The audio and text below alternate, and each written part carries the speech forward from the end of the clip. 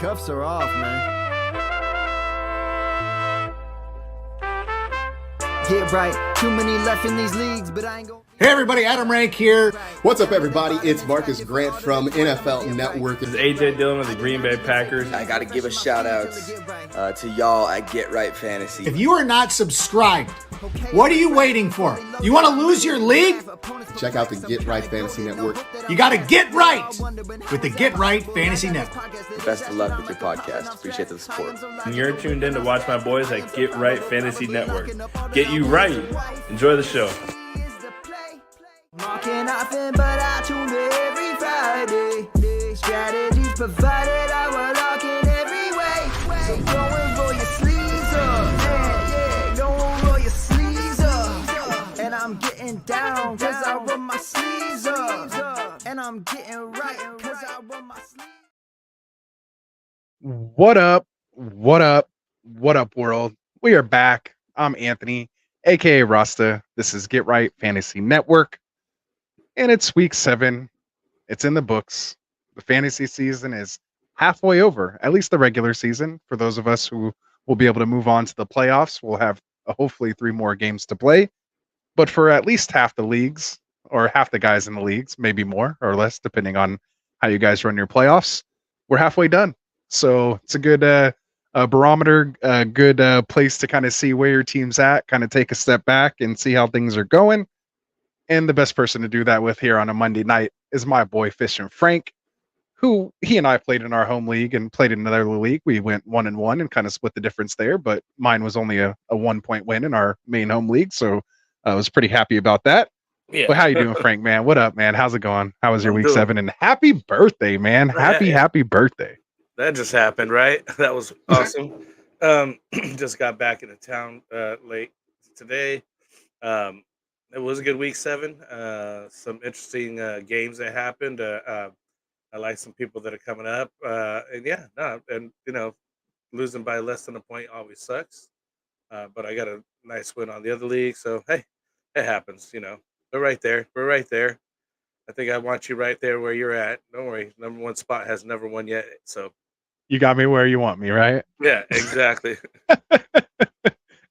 But I sit atop of both of our main home leagues right now.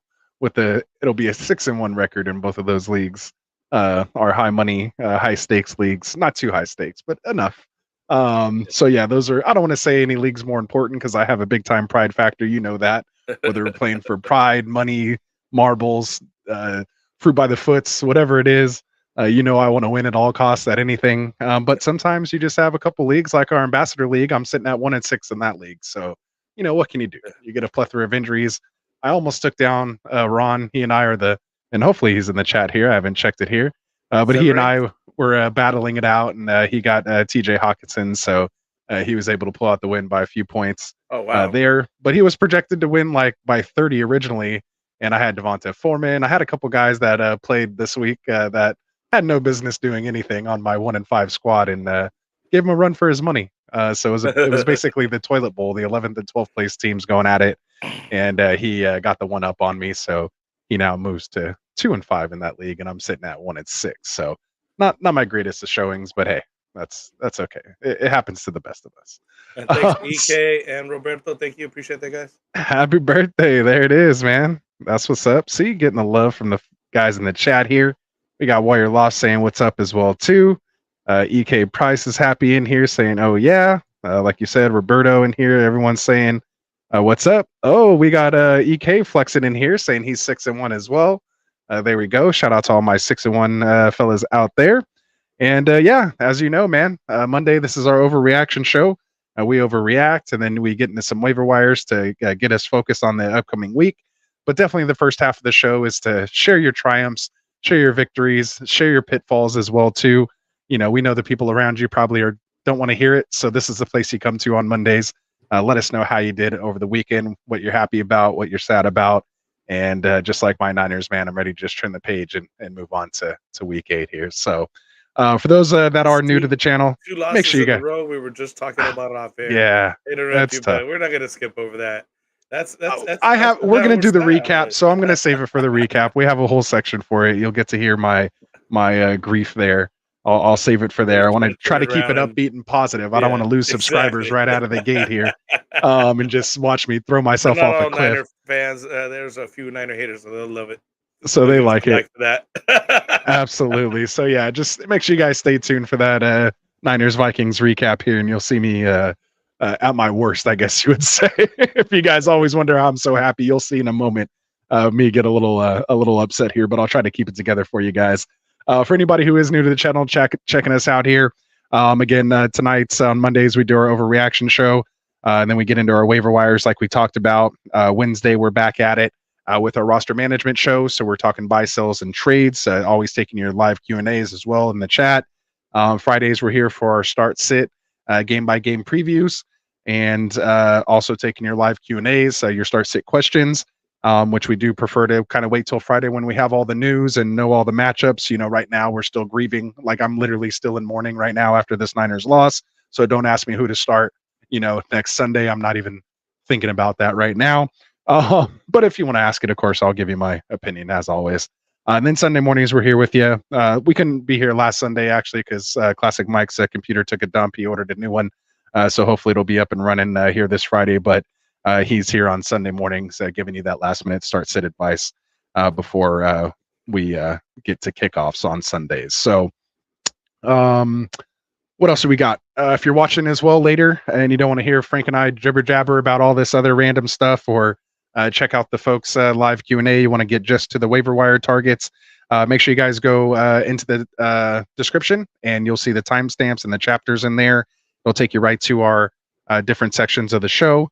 So you can, if you're just have a few minutes to listen and you want to kind of just hear the guys we're wanting to wire off the waiver wire, or maybe you just want to hear a couple of the Q&As, then definitely check out those timestamps and chapters there. And like I said, make sure you hit that subscribe button for us. If you're not already subscribed, hit that like button. It helps us out just as much as the subscribe button. For those of you guys who don't know, we have just went over that 1,000 mark. We're sitting at, I think, 1,009 subscribers right now. So trying to get to that 1,010, of course. If we can get one new subscriber off of this video, that'd be great. And for those of you guys who are still listening, make sure you guys keep your eyes out and have those notifications turned on for when we drop the 1,000 subs giveaway. Because when we do, we're going to give away this awesome ring from our boys over at Trophy Smack. I was trying to, I didn't know if you were ready or not for it, Frank, so I just went ahead and went with it. Yeah, it's all good. I know, I kind of saw you there. So there it is from our boys over at trophysmack.com.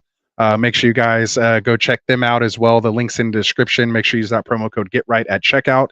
Not only can you have customized rings like this that we're going to be giving away for our 1,000 subscriber giveaway, you can do them in different colors, put your logos there. You can also do belts, trophies, even customized chains. So whatever you're interested in to take your league to the next level, make sure you guys go check that out. And again, use that promo code GETRIGHT at checkout, and that helps support the channel here. They even got stuff for the losers, so the losers got to get a shout out, because we're getting to that point where you're going to be down now at the bottom, like myself in one of the leagues. It's unfortunate, but it's going to be up at the top of other leagues, so things happen, right? Second place is still towards the top, so we'll take that. But yeah, man, I hope you don't have to wear the shirt, man. I hope you don't got to wear our shirt. That's gonna be tough. Yeah. So, you're gonna do it if you're last. You better just work on getting out of last. I'm just saying I'm not losing. Okay. I was gonna say we've been doing that for years. You can't get out of it. So there it is. There it is. Always darkest before the night. You know what I mean? The dark or whatever. How's that go? Something like that. We're not the Proverbs people here, but we got two boys in there. Scary Pop saying he just subbed, so nice. Thank you very much. We got our one for the show.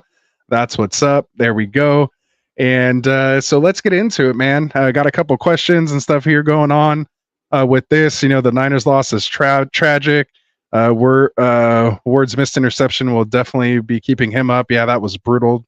Turned into from an interception to a 60-yard touchdown for my boy Addison, who I like, but I didn't like him. He was tonight. Ready the second time around, because the first time around Ward did take him from him. He got him. Yeah. So the second time he was like, "Oh, we got this is what's going on." Yeah. So man, that one back. So I mean, they were 1-1. That's brutal. Let's just get to it, man. All right. Monday Night Football recap: 49ers 17, Vikings 22. Had a couple injury scares here. Addison, again, we were talking about that. Had a huge game. 2 touchdowns, 124 yards, 34. I don't know. I stopped counting after a while. I did have a scary moment where it looked like Ward kind of came down on his leg or something awkwardly, but it turned out just to be cramps, which is great. My whole thing is I'm not here to hurt people. We don't want people hurt. I'm a big time fantasy player, so just hurt people is going to affect me somewhere. So I just hope every game goes without guys getting hurt, which this week was actually pretty decent as far as injuries went. Nothing too crazy, but we do have a couple we'll get to. TJ Hawkinson was dealing with the foot issue, but he came back just like Addison did after he got some fluids. And then the biggest scare of the night was Fred Warner. They caught him kind of screaming. It's obviously he ended up coming back, played fine, but he's probably going to have a nice bruise there. Took a knee to the thigh. It looked like kind of a Charlie horse type situation. We all know how those feel. So you could see why he kind of went down like that. He was just that first I thought it was like his knee or something. Yeah, because it was kind of a weird, awkward kind of tackle in the first place, and that guy plays like a bat out of hell anyway. So yeah, it was a little tough to kind of see, but I was happy to see all 3 of those guys come back. Actually, because like I said, man, you don't want to see injuries really at all. We're already down Debo, we're down Trent Williams, so we couldn't afford anyone else hurt if we trying to have our eye on that bigger prize. I'll just end it up with me here since I'm still talking. I'll give it to you after this. My biggest takeaway from the game, yeah, we suck. Purdy kind of, is looking like a rookie now, so it's kind of good to go through that adversity and get all that, talk out of his head and have him continue to just focus on running this offense. But the biggest takeaway for me is the fact that since the Vikings did win, it really helps me out with all my Justin Jefferson shares that I went and either bought or drafted for this year. Because the more they win, the higher a chance Justin Jefferson's coming back here in a couple weeks. So other than that, I'm ready to for sure turn the page to next week. We're on to Cincinnati, and is what it is. We'll put this one behind us. So we're already behind on a short week. So let's get it done. So what are your takeaways and your thoughts? I'll give you the moment to lay it on my guys here. Solidified Addison as being a top wide receiver. I think is a big game for him, especially fighting to get that ball. He ended up going 7 for 10, 123 yards, average yards here, 17.6, the long was 60, and the 2 touchdowns, right? So he ends up 24.3 fantasy points on the day. Him and KJ Osborne are filling in the gap, but it was, I forgot who else came in after KJ. It seemed like KJ was out a couple plays as well. But he got 4 of his 5 targets for 48 yards, doing his part over there. But Addison is definitely obviously the beneficiary of having Jay Jetta down, and I think it's when he gets back, it's only going to be even better for him. And I think that Kirk Cousins fought for his job today. That they always say he couldn't do it in the big game in the spotlight. Primetime Cousins, yeah, and he ended up putting it. He was at one of the plays. I was like, oh, they got him. He was smashed, and it seemed like they just squished him. He released out of there. He throws a pass downfield. I was like, how did he even get out of that? It was cool. He didn't even do much. He just kind of got it squished in there. But yeah, Minnesota had a decent game for themselves. I mean, they played tough for you guys. You know what I mean? Yeah, it seemed like you said, missed field goals is still a situation that's going out throughout the league. Brutal. We missed Robbie Gould big time. Right. But it was nice to see him come back and hit that 54-yarder. That was big, big time at the time as well too. So, it is what it is. So yeah, got my boy Jay Media in here saying, "What's up, fellas? How the hell did the Niners crap their pants tonight?" Sheesh. Yeah, man. Brutal one there. But we're on to Cincinnati now. So is what it is. So yeah. So anything else you want to lay on there on my Niners, or are we ready to turn the page on that one? Yeah, we're ready to move on now. All right, let's do it. So I appreciate you. You took it easy on me. Yeah, we're on to Cincinnati. Isn't that exactly who Belichick said too? We're on to Cincinnati. I think that was exactly. Yeah. So that fits perfectly, that quote there.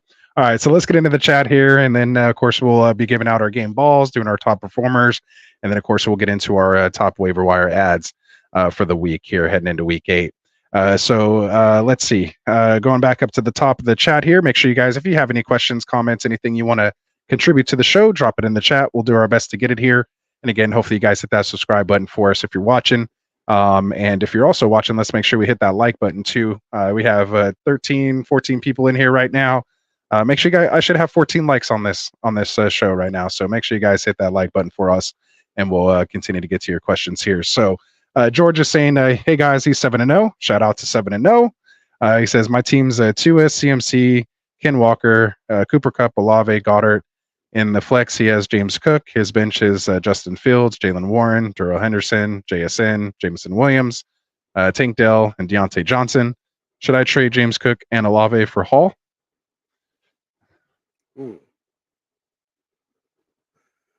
I would. I don't mind it. I'd rather put Cook and Olave together for maybe a better wide receiver. Honestly, with CMC and Ken Walker, you're probably ahead of so many people in that league. I don't think you need another running back on top of that. I mean, you got some decent ones there, and of course, anyone can get hurt any week.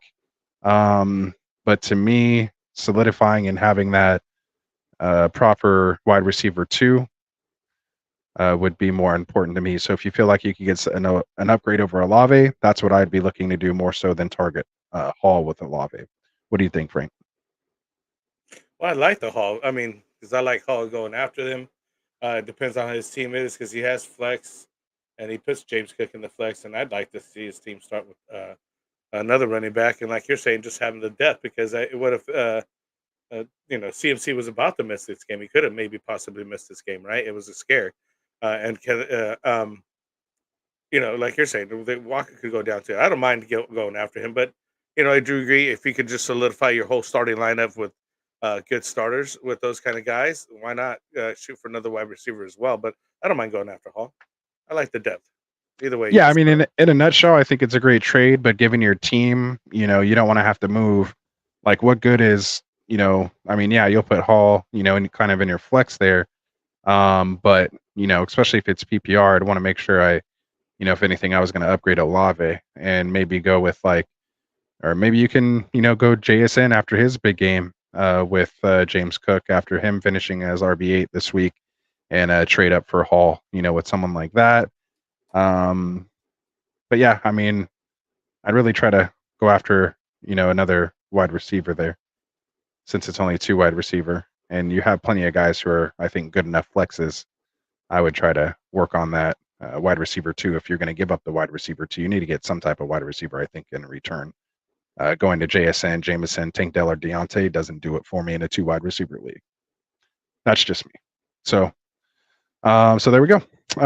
So who else we got? I like otherwise, yeah, I think it's a really nice team, and obviously you're 7-0, so you're doing it right. Maybe we need to get you on the show here and let you go, George. Absolutely. So we have Roberto saying, what do y'all think I should do with Pollard? He's sitting at 5-2. He's his RB1 right now. He also has Breeze as his RB2 with Devon Achane on IR. Tyreek is his wide receiver 1. Amari Cooper is wide receiver 2. If you want to kind of upgrade, Cooper may not be great kind of moving forward with PJ Walker. I'm kind of worried with Deshaun Watson with all the news kind of coming out of there. He could miss, extended time. If I was going to move Pollard, honestly, I would rather just kind of keep him. But I mean, you do have Achane coming soon. So if you can turn Pollard and Cooper into like another wide receiver and kind of like a bench type RB3, then that's kind of what I would be looking to do to really solidify that lineup, especially if it's half or full PPR. So you're saying go another wide receiver to get more depth, or just add another wide receiver to that? Just to add another wide receiver, because I think Cooper's more like a wide receiver 3 now with PJ Walker moving forward, and with the state of Deshaun Watson and the fact that he's just hasn't been running this offense very well in the first place lately. I mean, Cooper's kind of been getting his own, but with that injury, I'm just worried it's going to linger too long and limit Cooper's potential ceiling there. So you're trying to replace Cooper because you're worried about the situation. I'd try to take Pollard and Cooper and upgrade a wide receiver and get a running back with it as well too. So upgrade receiver for Pollard, but lower the running back for Cooper. Yeah, kind of just trade it. Yeah. Because you're trading a high running back and a low kind of wide receiver to get a high wide receiver and a low running back. Well, he might be so find somebody in the league to kind of flip flop it like that. May not think about that. Yeah. Otherwise, like Price said, I would kind of just keep Pollard and roll it out, like you are. Wait for Achane to get back healthy, and just make sure you have those 2 solid, running backs, And like I said, if anything, I'd be trying to just get an upgrade over Cooper right now. So, yeah, so that's where I'm at there. We got two boys and they're Scary Pops. So he's our new subscriber. He says he's sitting at 7-0. What's up, man? 7-0. Shout out. He has Tyreek Hill, Jalen Waddle, Brees Hall, Jonathan Taylor. Would you trade Devontae Adams for Jamar Chase? In a heartbeat right now, I would. Yeah. If you can do that just straight up like that, I would do that for sure. Yeah, Las Vegas's QB situation is tough. So, and Yeah. I mean, Devontae gets his, but I mean, not it's going to be. He didn't even have the squeaky wheel game we thought. I mean, they came out targeting him, but it didn't turn out very well. Yeah. At all. And then didn't even Hoyer leave and Aiden O'Connell came in to kind of finish off the game because they're kind of getting blown out. So not gonna lie, I didn't watch all of that game yet. I'll go back and watch it by the time we get to Wednesday. But yeah, as of now, that wasn't looking too good. So there we go. Yeah, get you. Absolutely. Let's see. Roberto says all the potential trade news is making him nervous. Not too many trades for offensive guys like this happen kind of in the middle of the year. It happens with basketball, maybe baseball. I don't know. I don't watch as much baseball, but not so much with football. I mean, we've had a couple. You had Chase Claypool. You had a couple other folks, but a lot of these guys typically don't end up kind of moving before. But again, it's starting to be the new NFL, so maybe it does. But I don't think Pollard's going anywhere, in my opinion. As the resident Cowboy fan here, you think Pollard's going anywhere? Nah, not at all. I'm not worried about it. I mean, they're trying to hit a Super Bowl right now. They're not trying to rebuild and worry. I mean, dude's on a franchise tag. It's Jerry Jones. They're not worried about it. So yeah, he's not going anywhere. They're not worried about it. All right, so we got G Hop in the house. What's up, G Hop? Saying what's up, guys? I had 157 points this week and improved to 3-4. There we go. Scrounging back. I like it. He says he traded away Kamara and Dell for Ayuk and Madison. Ooh. Not going to lie. I'm starting to regret that decision. Yeah, you saw by my initial reaction that wasn't great. I hope we didn't tell you to do that trade. I don't remember being consulted on this trade or not. I don't think so. Because I know if it was Frank and I, we would have told you not to trade Kamara. We've been big time on Kamara this year. You definitely would have heard a no from me on that part. And Kamara is Frank's guy for sure, so he would have said no for sure. Should be your guy as well. Yeah, and he helped me out this week too. I did lose with him in one league, but he was the only one who did anything. I realized I had a lot of guys that I liked on bye this week. A lot of the guys I drafted and targeted, week 5, week 7 were my most drafted kind of guys. Yeah. So we'll see. I think 9 is another week where I have a lot of guys that I liked week 9, but we'll get there when we get there. Oh, and 13 is another one that I drafted a lot of guys of. Again, when you're in 16 leagues, you gotta. But yeah, got a lot of guys. Him out. Do you think Ayuk's going to be coming back and fine, or what's going on with him? Ayuk, I still even think had a pretty decent game tonight. It seemed like, but yeah, I think Ayuk's fine. I'm not worried about him. Madison, I'm worried about. A lot of run to Cam Akers. And I don't know if that's because he got blown up on that one play. I don't know if you saw that tonight. Yeah. But Fred Warner and I think Hufanga just lit him up. And I think they tried to spike the ball or do something like that afterwards. And they just told him to line up and he looked like he was all wobbly, sitting there and trying to be still for the to get lined up. And then they're like, you need to just get up and you can't be laying down right now. So yeah, so hopefully we'll see, man. Madison's just kind of been an overall disappointment, this year. I mean, I even heard Ty Chandler's name getting thrown out there. They both kind of look a little more explosive than Madison at this point, but yeah. Yeah, I wanted more from him, and I have to say that he's going to be a dud pick this year. I don't see him getting any better. And if you could move on from him, he's not. Him and there's a Houston guy. I can't think of his name right now. For who? Damian. Oh. It's just another disappointing running back, basically. We had hype. So Damian Pierce. Oh yeah. For Houston. Yeah. Sorry, I was reading the chats. Yeah, it's two running backs that are just not performing to expectations. I would move on from Alexander Madison if I could. Trade him away. Not let him be your headache. But unfortunately, you traded away Kamara and Tank Dell, so I don't think it was an upgrade to get Ayuk. Yeah, no. Brick said I needed 2 points for my Ayuk going in the second half. Is that too much to ask for? Apparently it was. Apparently it was, but he should be better next week. Well, we're gonna keep moving forward. So EK Price said it. They were all just saying, yeah, that's a tough trade. EK said it's all good. I traded Pittman for Nico and B Rob prior to this week, so that's a nice trade. Brooke said he's gonna rage drop Christian Watson. Don't do that. Let's not get emotional here, Brooks. I'm about to do it too, man. Don't trip. When you do, I'll pick him right up. So yeah, Green Bay seemed to kind of regress a little bit. I'm really not thinking he's gonna, even if he comes back. I haven't seen enough of him do well to make me want to have him even. Man, yeah, that's name tough. a good game that he had. I mean, not this year. I mean, last year he looked like garbage, and this year, what's he done? He didn't look like garbage last year. Yeah, he did. I thought he did. We were watching different games. He was like the hottest thing in the second half, which is why he was drafted so high this year. Too high for me, which is why I don't have any shares of him. But I don't think he's bad. He's not worth just putting on the wire at this point. But yeah. Anyway, let's see what else we got here. We got LeBron in the house. What's up, LeBron? He says, "What's up?" He got a W, moving to 3-4, saving his season. He started DJ Moore over Rice. There you go. And Myers. All did well. Can't be mad. Oh yeah, because Moore didn't have too great of a game, and Rice had the touchdown there. And Myers, I think, still did decent with this PPR. I don't know if he scored or not off the top of my head, but yeah. But it's all good. At least you got the W. None of it else matters. Let's see what else we got going on here. Oh, yeah, no, he got his TD. He got 11 points. I was thinking the tight end, because the tight end over there, Las Vegas, was an ad last week. Trying to throw him in there, but he just didn't shit the bed. So right.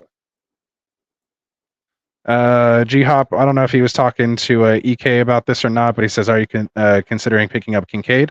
Definitely have him on my waiver wire ads this week for tight end, so make sure you guys stick all the way through the tight end section. Normally we just say whoever, but we got one for you this week, mainly because of that Dawson Knox injury, which we'll get into here shortly.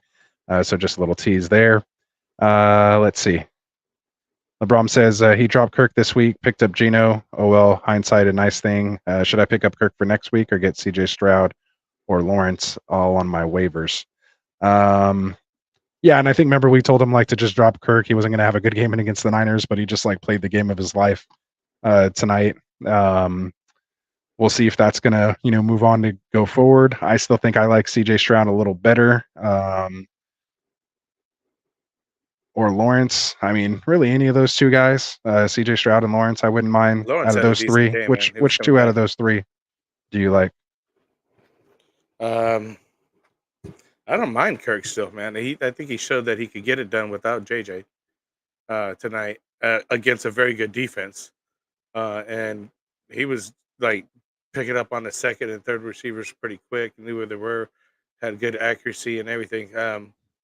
So I wouldn't mind picking up Kirk back up. But I mean, they're all in the same range. Lawrence, CJ Stroud, and Kirk are all in that same area, and they're going to score about similar points depending on that game. They're going to be their floors and ceilings are the same. Yeah, it's they're all the same guy. So just kind of play the matchup. And even then, I mean, you would have thought to bench him against San Francisco, but he had a good game, so it's hard to say. And and again, we were just saying, Kirk traditionally is not very good in the spotlight, but he had the game of his life there. So for sure, I got to interrupt you on this. George is saying, is it better if I trade Cook and Olave for Jettas and Downs? If you can get Downs and Jettas for Olave and Cook in a heartbeat, especially if it's PPR. Downs is playing right now. Jettas will be back, and you'll have the number one wide receiver. Yeah, so I would do that. I would take that risk. If you can get Jay Jettas, he may not play up to 6 weeks from the time he heard it. Yada yada yada. He can win you your season at the end. So, and especially with them picking up this win over the Niners, they got a fairly decent schedule coming up here. So I think there's a good chance he comes back closer to that week 4 or 5 than 6, 7, or 8. In my opinion. So and Downs has been up and coming last couple of weeks, and he's the number one waiver wire pickup for wide receiver this week. And he has Gardner Minshew thrown to him, man. So of course you got to get him. Of course you got to get him. G Hop was asking how did he end up getting Cup and CMC? It's because remember Cup was being drafted sometimes in the second or third round if you were drafting right before the season started, like the week before. Like I think Cup dropped. I got him in the mid-second round. He wasn't getting past me in the mid-second, but he might have went even farther. Sometimes he went to the third. Yeah, like he got passed by a lot of people who could have taken him. Like he was going like basically fourth or fifth overall until the re-aggravation of the hamstring, and then he slipped all the way to second, sometimes third. So, you know, again, I got him in the mid-second. I was at like the 7th or 8th pick when I got him in the second. So somebody who got maybe CMC like in the 5th or 6th pick would have come around and got Cup, you know, then later. So, but again, he just kind of came back and he didn't have a great game this week. So, you know, could be up and down, but shout out to our boy Puka. There we go. So let's see. What else we got here? EK saying he needs help with this team, though. He's struggling in his 2-5 league. He has Stroud, Keenan, Adams, ETN, B-Rob, Komet, Nico on the bench, Rice, Muse, Sanders, Jeff, Fields, Herbert. Not sure what to do here. You kind of just got to start the right, you know, kind of people there. I mean, it's not like a bad team. Like maybe you can try to move on Adams and upgrade there. Keenan just kind of came off a bad week for him. You have some up and comers, you know, on the bench. You know, Muth is on IR, so you can basically drop him, pick somebody else up this week. Sanders hasn't been doing great. You know, maybe you can turn Adams into like a Adams and B-Rob into, you know, another running back, and, you know, maybe someone like Puka or somebody like that. Like if they're not all totally on the Puka train. You know, I'd try to shop Adams and see what you can get for that second wide receiver spot there. And then maybe Rice can, you know, pick it up later. But yeah, what do you think on that team? So he's got 3 quarterbacks, is that right? He's got Fields, Herbert, and Stroud. Yeah, I would definitely get one of those. Yeah, I would try to maybe turn one of those quarterbacks into Is it a 2 QB a league? piece too. No, because he says they're on the bench. Yeah. They're just 1 QB. Yeah, there's no reason to carry that many QBs. Oh yeah, CMC did get traded midseason, and that did work out well for us. So it could happen. Yeah. That's what I would move on. I'd get rid of one of those QBs, free up a spot. I think you could get something for, you know, Herbert, and you could still ride out with Stroud, and then wait for Fields to come back. Right? I think that's what you could. That's the move to make. And you're always talking about moving on Adams right now. Adams just, you know, they're on the downward spiral over there in Vegas, and I don't think he's going to get any help. So you want to sell him high if you can, or, you know, where he still has value. Well, people still see a couple more games, and then it's like, oh, now you can't get nothing for him. Right. So those are the guys I would move on.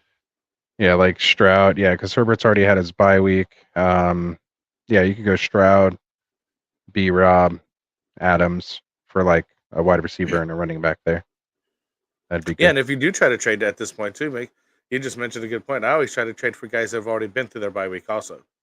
So that way, when you get a guy, you don't have to worry about a bye week anymore, anyways. Don't get a guy that's about to go on a bye week. Now you sometimes you miss on even using them for a week or two.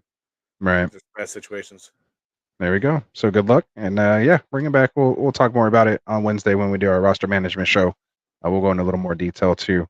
He says they're saying Cowboys might go after Henry. Maybe that's kind of who. Maybe they need each other. Maybe Pollard needs Henry. Henry needs Pollard.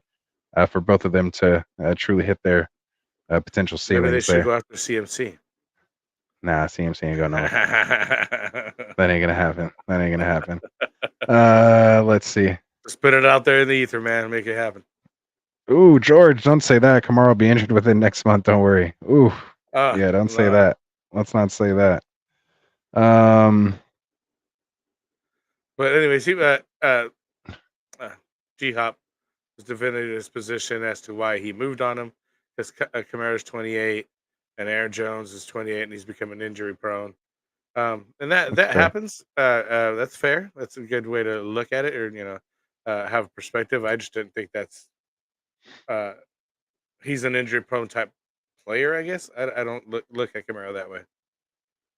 Yeah, he didn't play the first 4 games because he beat the shit out of somebody, allegedly. Sorry. Let me make sure. Let me make sure I say allegedly. So it's okay. I still got to say allegedly. I don't want to have anyone come after us here. Throw some stuff on him. Yeah, right? for defamation or anything like that. Yeah. So yeah, He allegedly. didn't do it at all. There's no video. Yeah, just allegedly. But yeah, it wasn't for any kind of injury or anything like that. And remember, he's never had like a crazy workload. He was always splitting with somebody over there. So it's not like he's ever had 600 touches in a year, you know? And so, you know, it's a lot of receptions and, you know, not too much injury history, had the ankle and stuff like that, you know, for a while. I kind of plagued him, but I don't know. I don't really consider him completely injury prone. And he plays in an offense that I don't think just runs him up the gut, you know, all the time. So here's a bunch of dump offs. Yeah. Would y'all trade Tony Pollard and Amari Cooper for Devontae Adams and Devontae Smith?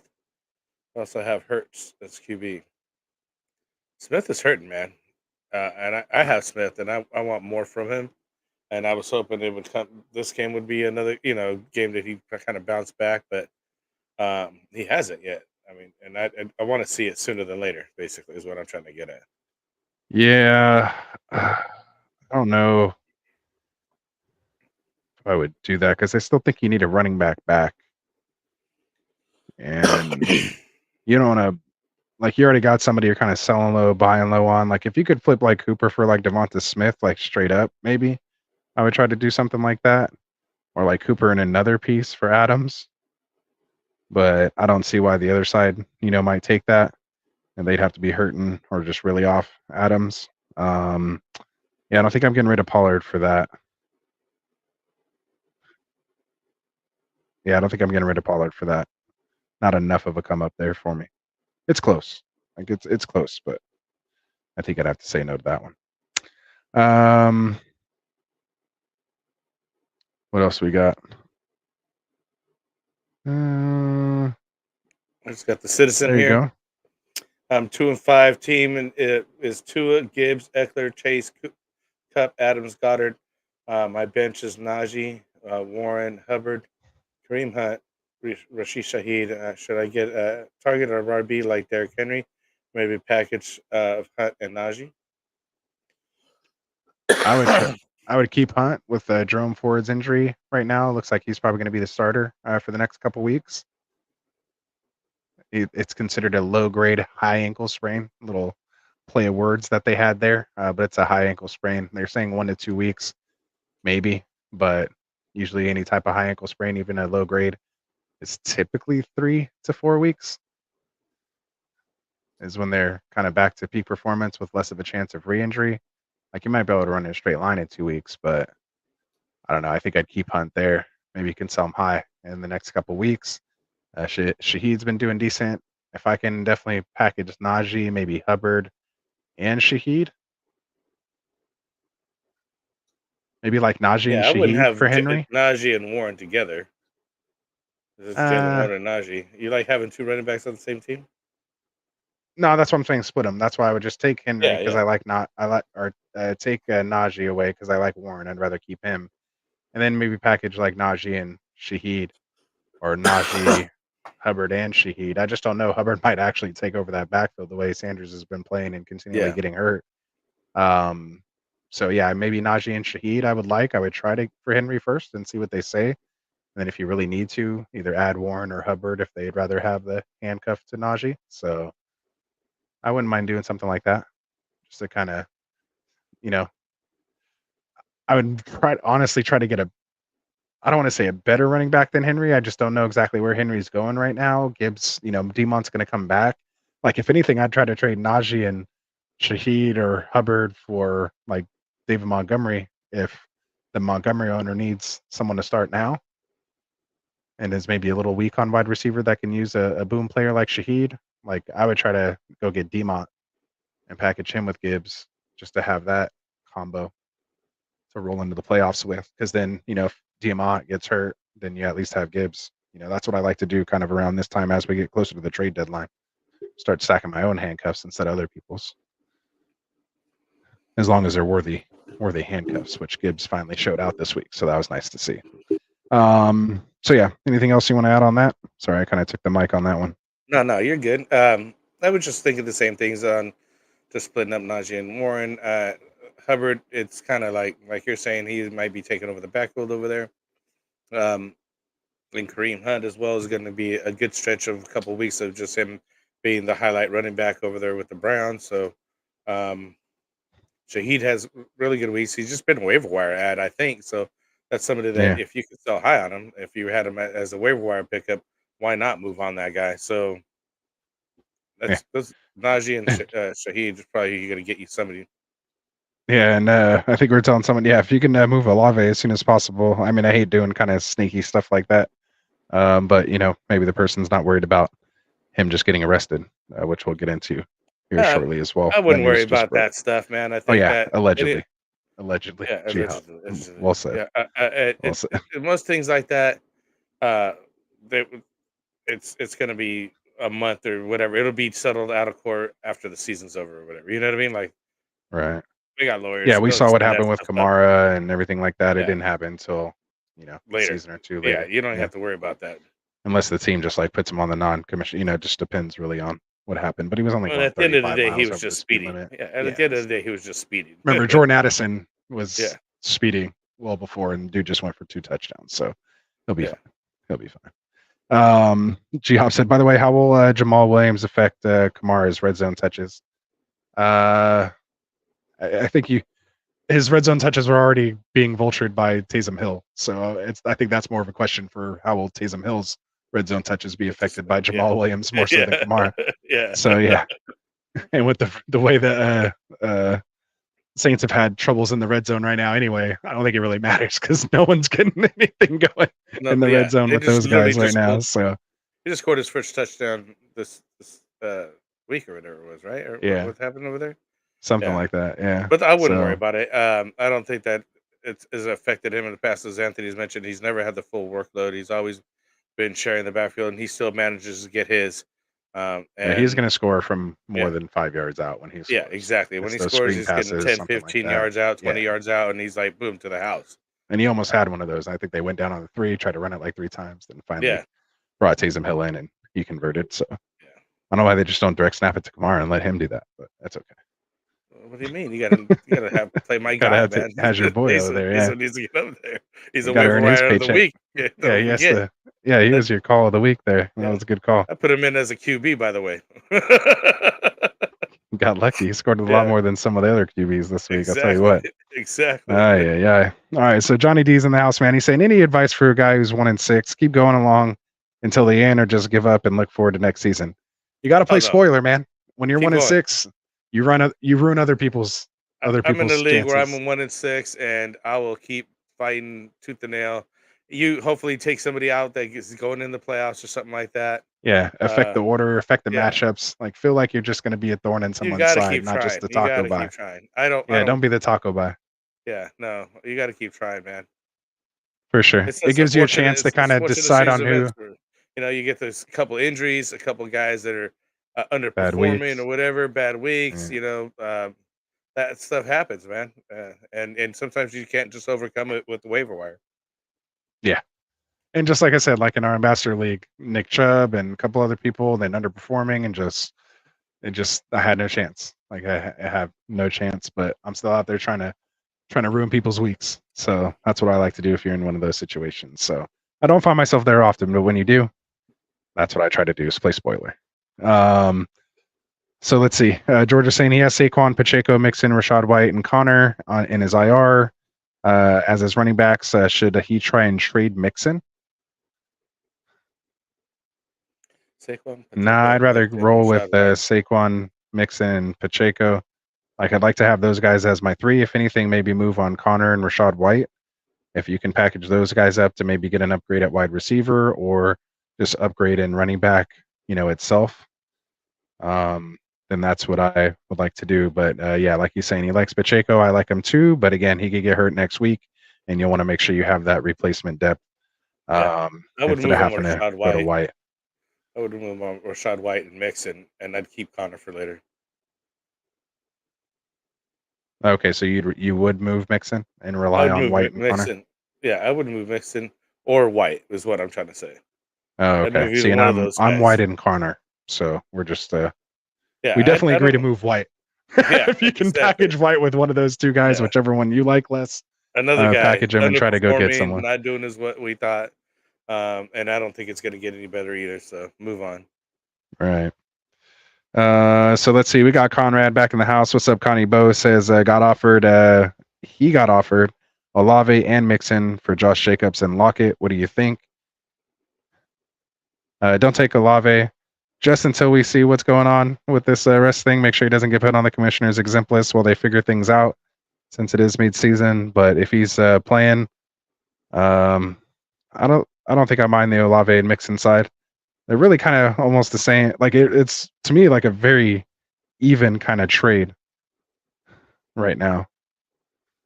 So like it just kind of depends on who you like, a little more. So who do you like a little more out of Olave and Mixon and Jacobs and Lockett? I mean, they're all kind of underperforming wide receiver, underperforming running back for underperforming wide receiver and underperforming running back. But I'd still name value. Jacobs. I'd still take Jacobs and Lockett. You'd rather have Jacobs and Lockett? Yeah, over a lot. I think Mexican because the numbers are just not there. Yeah, Jacobs but eventually might get a good game going. And get a couple decent games out of there. that's what we thought. And then Mixon had a 5-touchdown game, and then he was basically useful for the whole second half. Especially you got to remember, once the weather gets a little bad over there on the East Coast, start running the ball a lot more. They've shown that they'll run them in the past. I don't know. I think I'd want Mixon Olave pending Olave's arrest. Arrest situation. So alleged arrest situation there. So I would check that out first. But yeah, if all was even, I'd want the Olave Mixon side. That's just me. So we'll move on here. LeBron's. We got a LeBron and a LeBron's now. He says, what running backs should I try to trade Adams for? He has Myers, and I feel like they're basically the same every week. If not, Miles is better. He kind of is, and you'll probably get more for Adams and trade value anyway. I'd be trying to target someone like, who would you try to target with Adams? I mean, you want to shoot for like at least a top 15 type guy. I just don't know really who's a top 15 guy at the moment, since they're all freaking hurt. All of them. Maybe you can buy low on Eckler right now. Eckler hasn't been doing very well. Looks like he aggravated his ankle. Yeah, but we know what his upside is. Some of their top guys. Yeah, you're probably not getting McCaffrey. And get Taylor or Etienne. Yeah, you're not getting Taylor Etienne at this time. Maybe you can get Devon Achane if someone's needing a player now, like if they're 2 and 5 or David Montgomery that are 3 and 4. Yeah, David Montgomery. See, we just had to talk it out a little bit, and then we'll get there. Dave Montgomery's a good one. I still don't think Derrick Henry. You're just kind of trading trouble for trouble, just at a different position. So if you're okay with that, maybe you can go Henry for Adams. How about Ken Walker? Ken Walker, I wouldn't mind taking him. I mean, I would definitely try for him for Adams if you can. I don't know if I would go Aaron Jones. I don't think that's enough. Breece Hall, but I don't think the Breece Hall's giving him up, at this moment. It's just the tough part is everyone's kind of hurting for wide receivers, right? Or hurting for running backs right now. And a lot of people drafted wide receiver heavy. The running backs that otherwise you're taking chances. Yeah, with like Jacobs, Mixon. That's why I'm always going to stick to wide receiver heavy, man. It don't matter because there's too many. We're more plethora of wide receivers available compared to running backs. At least decent ones. Right. And you could just get replacements. Guys literally coming off the couch like Darrell Henderson scoring double-digit fantasy points. You could literally just plug and play any running back in a system, give him the touches, and he basically produces. So, so hopefully some of those guys that we mentioned there would be good for you. Prices, EK's in here saying Etienne and Keenan for Christian Kirk, Pollard, and Pickens. I'll take Etienne and Keenan still. What about you? Yeah, easily. Etienne and Keenan. I'm not going. Christian Kirk I like. He's been pretty hot. Pickens not bad, but I still would take him over Etienne and Keenan, probably outscoring that trio right there. Yeah, and you're consolidating. So, yeah, I'd rather have the Etienne side. Let's see. You either have to drop somebody if you take those people. Yeah, you got to deal with that too. Let's see. For this year's Chargers offense, would you rather have Eckler or Keenan? Oh, that's tough. Probably Eckler, just because there's not too many other good running backs like we're talking about. I figure there's like 4 or 5 guys that are around Keenan's abilities versus like maybe 2 other running backs that are around Eckler's ability. Maybe only but one. Eckler got re-injured himself again. I'm just saying. He's saying for rest of the season. I'm going with Keenan Allen. All right, I think there you go. Eckler's going to continue to be fighting this injury, and you're not going to have as many good games as you would with Keenan, who has been healthy.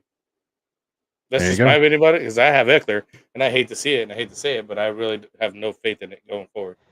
Oh, I do. And he's our boy in our intro, so I'm sticking with him. Well, he needs to not be getting injured again. Re-injury, right? A high ankle sprain that he was out for 4 weeks is no good. Yeah, that's tough. It's tough. That's 4 weeks 0 right there. You know what I mean? Absolutely. I got to check out his Matt Harmon podcast. I think they might have been recording that tonight, so I'll check that out in the morning. See what he says about it. Drew's, what's up, Drew? He's saying sell high on Thielen. He's currently his wide receiver 4. So absolutely, I would if you could.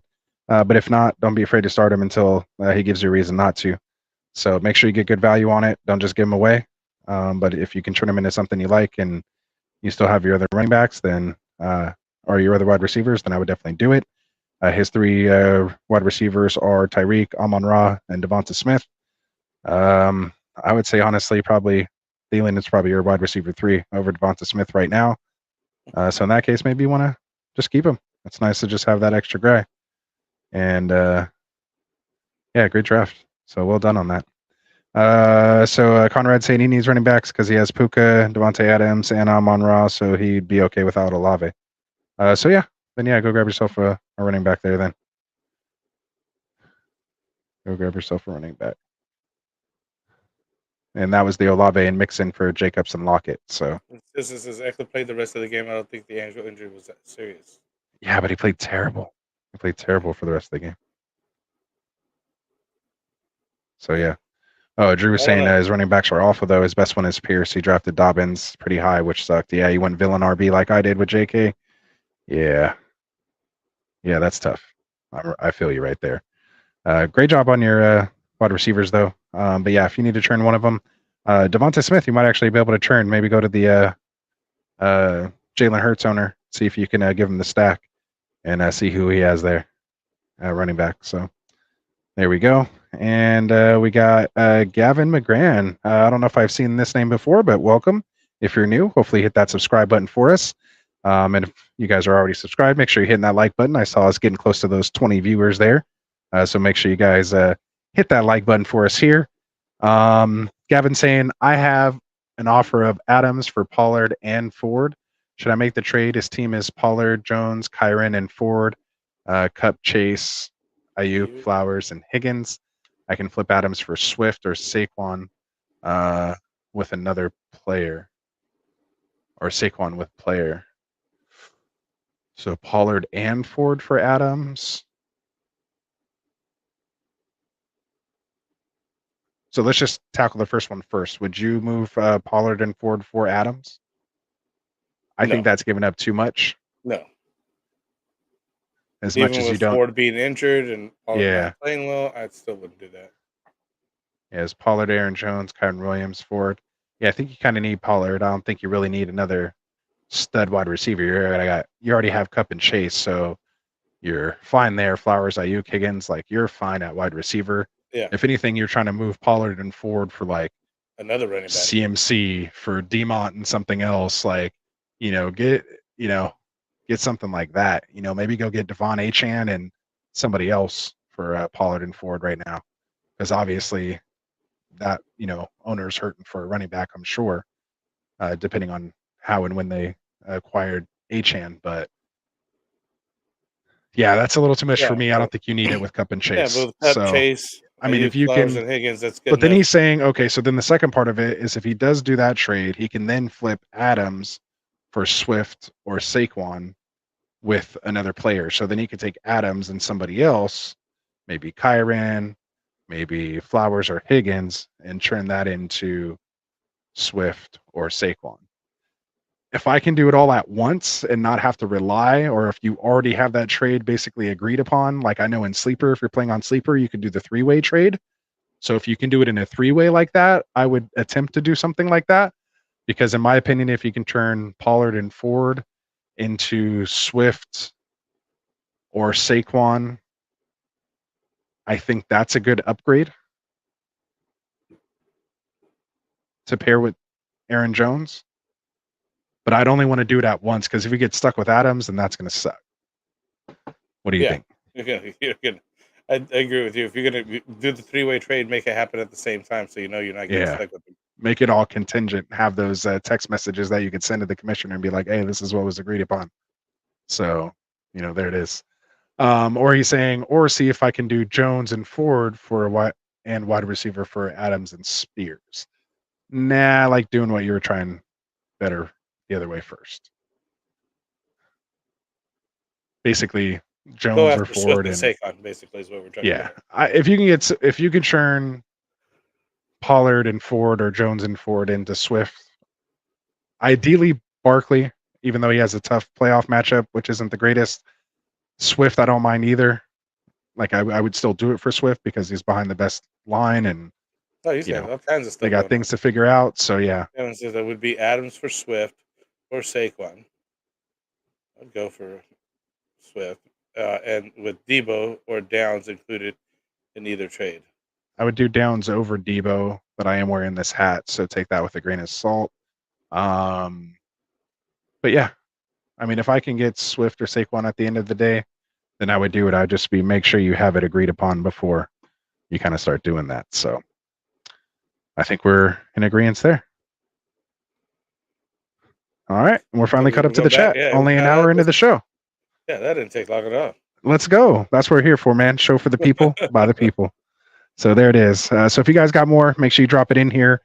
We will get to the rest of our stuff here, that we have planned. And then, of course, in between each segment, we will come and get to your guys' questions and comments in the chat. So let's do it, man. Let's do our top, or you want to run through news and injury updates first? Yeah. Go ahead. Are we fighting over it? All right. I think my mouse gets stuck, so it double clicks sometimes. I did it after you did it. Like, okay. It was so funny. That time, though, like 2 seconds away from each other. Yeah. See, it's because we're on the same wavelength. Man, we were kind of already mentioning here. Chris Olave was arrested for reckless operation of motor vehicle tonight. He was traveling 35 miles over the posted speed limit. Did not resist and was cooperative with law enforcement. So I don't think that's anything to really worry about, other than what Anthony mentioned about going on the commissioner's list there. But I think any of these type of things are get settled in the off season for some of these players, and there's nothing that you're gonna, what are you gonna do? Pay a fine? It's not like he's gonna go to jail. You know what I mean? So right. I wouldn't worry about it too much. Yeah, and then go ahead. We also got Chiefs wide receiver Justin Ross arrested for felony charge of criminal damage of property of more than $25,000. So another guy acting a fool out there. We were looking for Justin Ross to also have a pretty decent season over there with the Chiefs. It was between him and Rashee Rice, right? Yeah, Rashee Rice won that battle. Yeah, that's over now. He wasn't even on the news list, but when I saw the Olave news break, I had to throw that in there. 2 guys getting arrested on the same day. On the same day, right? Come on, man. What the heck is going Come on, guys. Yeah, I don't understand how these guys that get into the NFL still do stupid shit like this. I'm like, they can literally go to like tracks. Like my brother-in-law works at a track. You could just go to and take your $500,000 car and go drive it as fast as you want on the track. Yeah. Like, just go do that. You guys can literally go fly there, charter a jet there for the day, go do it on your off day. Yeah, they got him in go Vegas. back home and have someone. Yeah, that's what I'm saying. Like, he's in Arizona. Like, any car you can just handle that. Yeah, just like I don't even get it, guys. Come on, be smart. Like, be smart. But yeah, so let's see. So that's as far as like the kind of news, non-injury news that we had, and then we'll get into some of the injury news here. So you want to go ahead? I'll take the next 2. Yeah, I'll do 2. I'm gonna get you 2 more here. So we got Eagles. My guy here, quarterback Jalen Hurts, knee. He had a brace on it at the end of the game, but it was nothing that would be keeping out of the game. So, there's a good chance that it won't keep him out of practice. And Hurts after the game said he would be fine. So those are all good signs, but something to keep monitoring. Obviously, you want to keep pay attention to the practice and whatnot that happens throughout the week to make sure he ends up playing and he's not hurting. And because everybody always says they're fine, but you just got to double check on that. Then you got the Bears coach Matt Eberflus.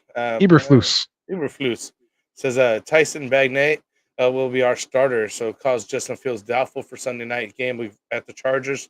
JCF1 continues to progress, so so Justin Fields just needs to get better. But now we got dealing with that dislocated thumb. Can't grip the ball. And that's tough, man, because you definitely need to get some good grip as a quarterback to be able to fling that ball out there. So another guy that you have to look at, but it sounds like it should be maybe one more week. What do you think, Ant?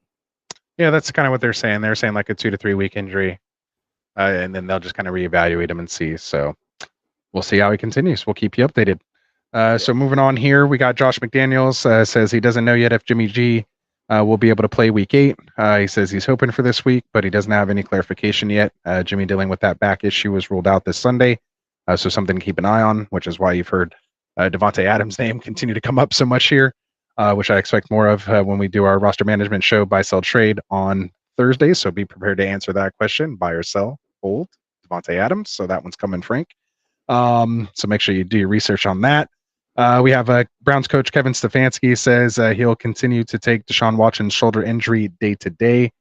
He said it felt like the right thing to do for the team was to protect him from himself. Obviously, dealing with that shoulder, kind of got knocked around. They were saying he was evaluated and cleared from having a concussion, but they kept him out anyway, probably because the offense kind of hasn't been looking too great with Deshaun Watson in it, and they just came off a game where they just beat the Niners, so maybe they thought they could capture that lightning in a bottle again with PJ Walker, but like Brock Purdy, he came back down to kind of earth, as well.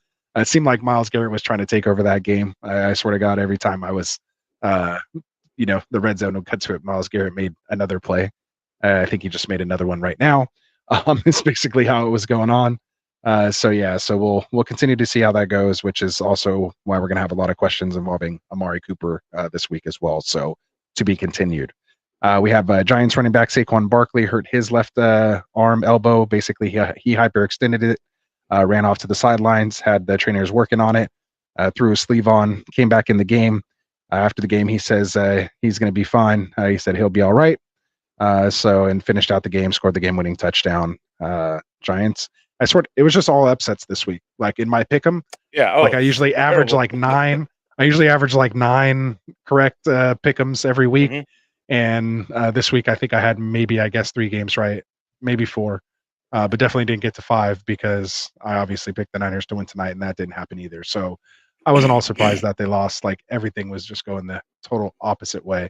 Yeah, we were in Reno placing bets, and nothing was going our way. Nothing happened. It was a terrible week. And this is why it was one of those Sundays like this is why we play on Sundays. Right. So there you go. You want to take it over with the Eckler news? So Chargers running back Austin Eckler re-aggravated that high ankle sprain. Again, that's what I was worried about in the first half, and it wasn't the same after. He did come back and play. He was able to finish the game, but we definitely want to keep on him. And like Anthony mentioned, we're going to watch that Matt Harmon podcast because he's always on there. I think it's part of his show now, right? So he's kind of drops the Eckler's edge. Yeah, he kind of drops some hits of whether he's going to be playing and how really serious the injury is or not on there. So hopefully we could get some news there. Which brings me to getting news and not getting news is the Falcons running back Bijan Robinson, which was obviously news to us, and it's like I think the team's going to get fined for not disclosing his injury. They're investigating it, yeah. But they said he wasn't feeling well on Saturday night, Sunday, and then Friday night or Saturday night, whatever it was. Yeah, Friday Saturday night even into worse on Sunday Saturday. morning. Even worse than just Saturday, Sunday morning.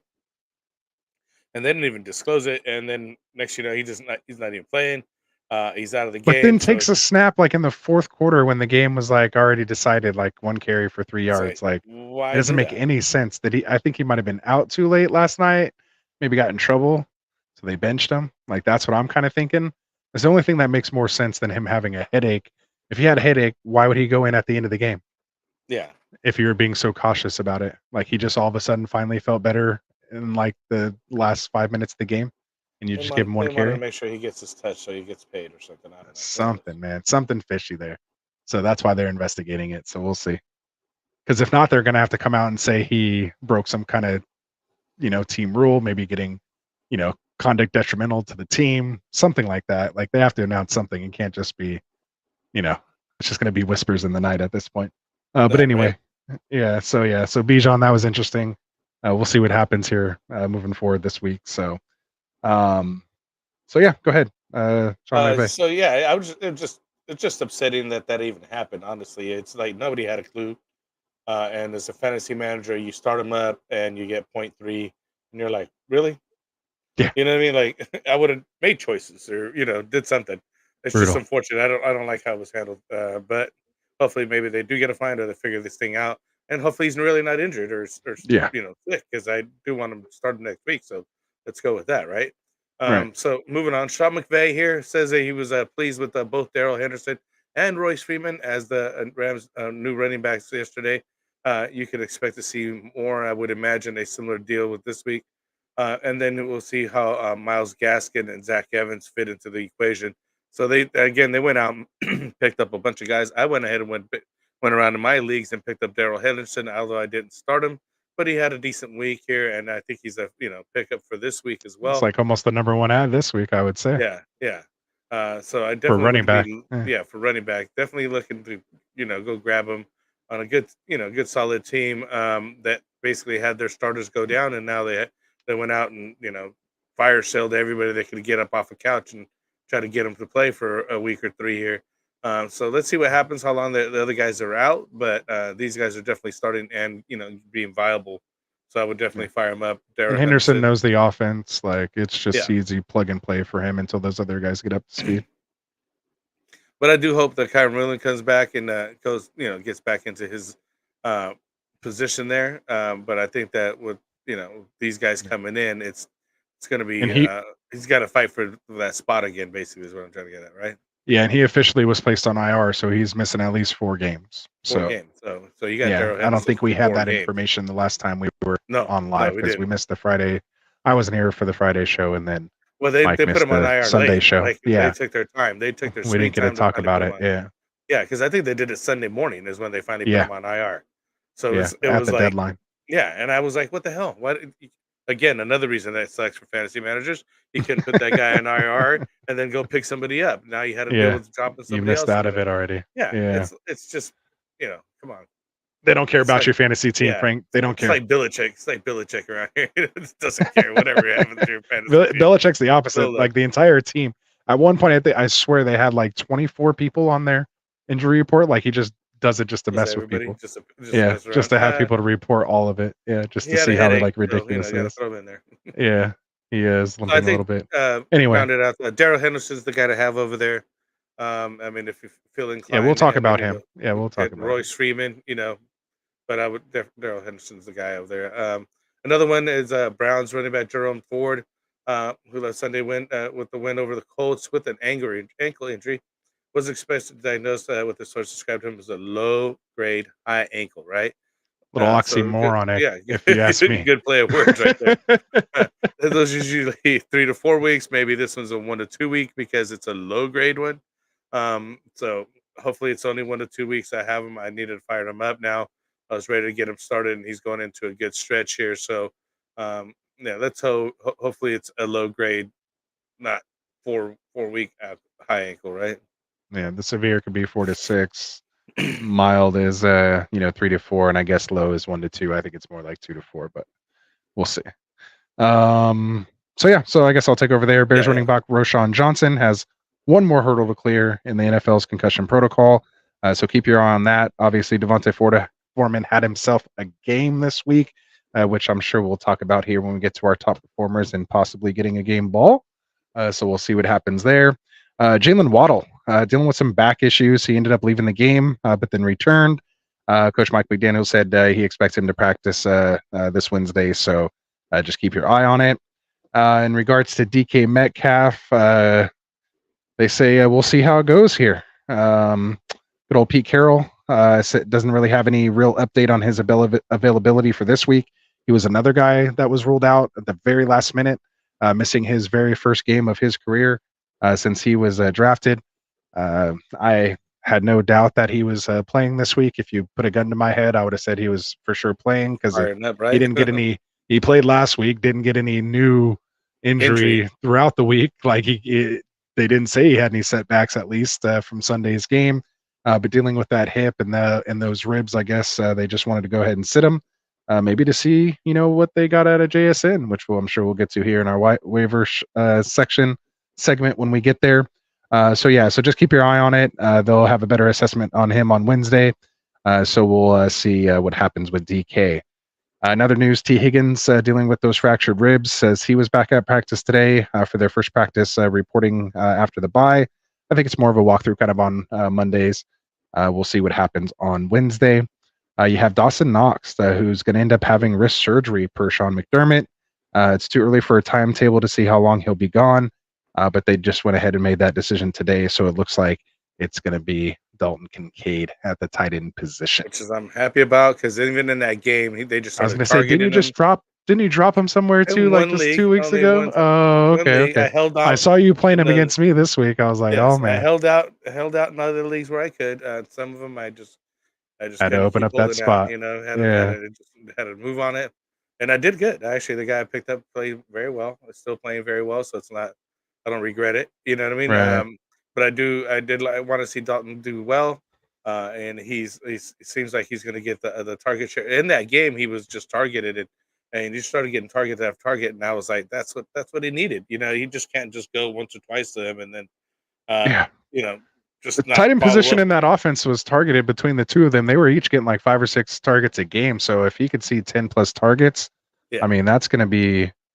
I mean, he got 8 targets for 8 catches, 75 yards this week. So just imagine, And that was at a loss against New England, which is crazy. Right. Another game upset, so, right? Yeah, exactly. Yeah, it was all upsets. Everybody had upsets except for like the Chiefs, for like the only team where you're like, yeah, they're going to win. They won. A couple others, but yeah, it was brutal. The Giants won. Yeah, I mean, the Giants won. Another one. I was like, watch crazy. Go in there. Yeah.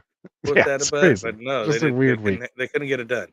Weird week. I was really happy. Not really happy. I'm just. It's unfortunate that happened to Dawson Knox, but it clears the way for Kincaid to really grow. So if you have him, awesome. If you don't, go get him because he's definitely gets a lot of targets over there on a Bills, who's a good high power offense that score a lot of points. So you want to get those kind of type guys on your team for sure. And another tight end news, we got Chargers head coach Brandon Staley said tight end Gerald Everett has a hip injury. It's not a quad, as it was reported yesterday. Nothing more to add to that. So basically, just saying he is injured. It's just a quad, a hip, not a quad. So we'll see when he comes back in. He was, showing sparks, but he is just a waiver wire guy. I don't think you got to worry too much about him. Again, hopefully if he's healthy, you can try and plug and play on him depending on the matchup that he has. But it's not somebody I would be starting anyway. So he's just one of the rotation guys, really, right? Yep, I agree. He's just kind of like a streamer. I'm glad I picked him up. Glad he scored. I'll put him back on the wire and go grab someone else this week. Yeah, exactly. That's just how I do it. But yeah, I hope he gets better. And it might be a sneaky little play for Parham. He was getting some touchdowns earlier in the year. So maybe with all the targets that Everett was getting, he could get out there. And I swear, whenever it's wearing that like number 9, he looks like a wide receiver. It just looks like kind of like a big wide receiver. It don't even look like a tight end to me. Right. But it is what it is. Maybe it's just those uniforms. So that'll wrap up our news and notes and injury news here, news topics from around the league. So we'll get into the chat here. See, we have a couple new folks in here joining us. Make sure you guys drop your questions here in the chat. We will get to them in between our segments. And then after we get to these couple, we'll move into our top performers. So we have a new question here. Let's see, from Daver B. Well, first we have Big Gio Gomez saying, "What up, guys? How's it going, Big Gio? Glad to have you here, my guy." And Daver B, new name to me. Hopefully hit that subscribe button for us here. If we answer your question to your liking, we'll see what happens if we can earn your subscribership here. He says, "Should I trade Laporta, Madison, and Michael Thomas for Kywin Williams? All three of those players are bench players for him. So Kyren Williams is on the IR, like we talked about, missing at least 3 more games. She did trade Laporta, Madison, and Michael Thomas for him. No. That's a lot. I mean, I like Laporta. I think you could actually get more Is for he saying he has Mark Laporta. Andrews? He has Is Mark it- Andrews already. I don't know. Maybe that's why he has. No, yeah, because Gio said, "Hey, Daver, if you trade Laporta, who's your tight end?" So he says Mark Andrews. They answer that question. Yeah. I think you're giving him up a bit much. Yeah, 'cause way too Laporta's much like for a someone. Yeah, number like one if you're tight gonna end go right after now. someone like this that's hurt, go after like David Montgomery. Like then to me, I would trade all 3 of those guys for Montgomery. Like I wouldn't even bat an eye at that. I guess you would say if they're all bench players to you and you feel comfortable with whoever else you have and whatever else you could potentially grab off waivers over these next couple weeks. But that would definitely be like an upgrade. I'd be looking to get, maybe ship all 3 of those guys for Justin Jefferson or shoot higher. Yeah, and as we were just talking about Kyren Williams, the Rams loaded up with all these other running backs. They're just trying to figure out who to start. But Hendo is definitely going to be involved going forward. He's, again, like Anthony said, he used to be on the team. He knows the offense. That's why he had a pretty good outing. And he'll battle for touches going forward, I think, even after Kyren comes back. So yeah, like I said, shoot higher. You could get somebody better with Laporta and Michael Thomas. I don't think Madison's that much of an ad. Yeah. I don't think you can get like Eckler. Like I think the person would just write it out with Eckler. At least I would if I got this, offer. I'd have to also be hurting, at tight end and something else. But I think, a shade under that, maybe Josh Jacobs, someone like that. But I could see, how you're going for the upside. But again, if you're going to trade for someone like that, go after Achane. Maybe you could trade all 3 of those pieces for Achane. And I think he's coming back a week sooner than Kyren anyway. Maybe 2 even. I think we only have 2 more weeks before you got to worry about facing Achane again. Hopefully you've already faced him. Well, probably not. You probably got the loss already, but just hopefully you don't have to face him again. Sheesh. That guy's tough. So yeah. Thank God I beat the person when I played him. But that was the game he got hurt, so it could have been worse. So how'd you guys do this weekend? I haven't tallied up my records. Yeah, how'd you do? Because you're in what, 6 leagues, 5 leagues? 5 leagues, 3 and 2. You went 3 and 2. Yeah. I didn't do that great, but I won most of the leagues that were paid leagues for me. But I did lose to Frank in one of our paid leagues, but I got him in our higher stakes league, and I think I won all but one of. Yeah, but literally less than a point. And so yeah, I'll give you the total on Wednesday on where I was at because I haven't even gone through and tallied it up myself yet. Best waiver RP. Hey, we're gonna get to it here, Warrior, soon. So hang out with us here just in a second. But I can tell you real quick, if you do have to go, since you're here with us, I know I don't got to worry about teasing you, man. Just here, you listen real closely. Everybody else, plug your ears for just a second. Either Foreman or Anderson for running back, and for wide receiver, Josh Downs. All right, so you guys can listen again. If you're back, you can listen again. But that was just for a Warrior Loft there. So I know he'll stick with us here. All right. So what else? I'm so stupid. So funny. So stupid. Just be quiet. Fantasy Fists. Right, he beat me in a league this week. Yeah. So you got me, Fish. That's tough. And I'm not happy about it, but we made it. I made it happen. I made it work. So, and he rolled on me too. That was in I believe that's a Jeezy's league. It's the one league I have on MFL. So I did even good. Like I scored like 180 or something, and he just like scored like 2 something and just went off on me. So it was pretty brutal. I had Deshaun Watson score me -7 points in that league. Yeah. And I swapped him out like last minute for Pickett, and I have Minshew in that league too. Should have played Minshew. That's who I had in originally, and then like last minute switched, of course. Tinkered with it too much. Wouldn't have made a difference. I got destroyed. So that's why I'm happy it didn't matter too much. But there you go. Big Gio Gomez says I just traded Chase, Olave, and Cook and Roshan. So four ways for Monty, Diggs, Watson, and Kyren. That's a nice come up. I don't know. You're giving away like Chase. That. Yeah, I don't know if I like. Oh, he got Diggs. We got Diggs back. Yeah. We got Monty's coming back. I like that trade. Diggs is solid. Watson, we're hoping for better days with him. He even got another There's potential injury. there, though. I And like Kyron 6'4" Williams coming receivers. back. I like him better. I like some of these guys better than Olave and Watson. He kinda definitely fit too. upgraded his running backs Yeah, and he didn't upgraded lose running much from Chase to Diggs, which I like.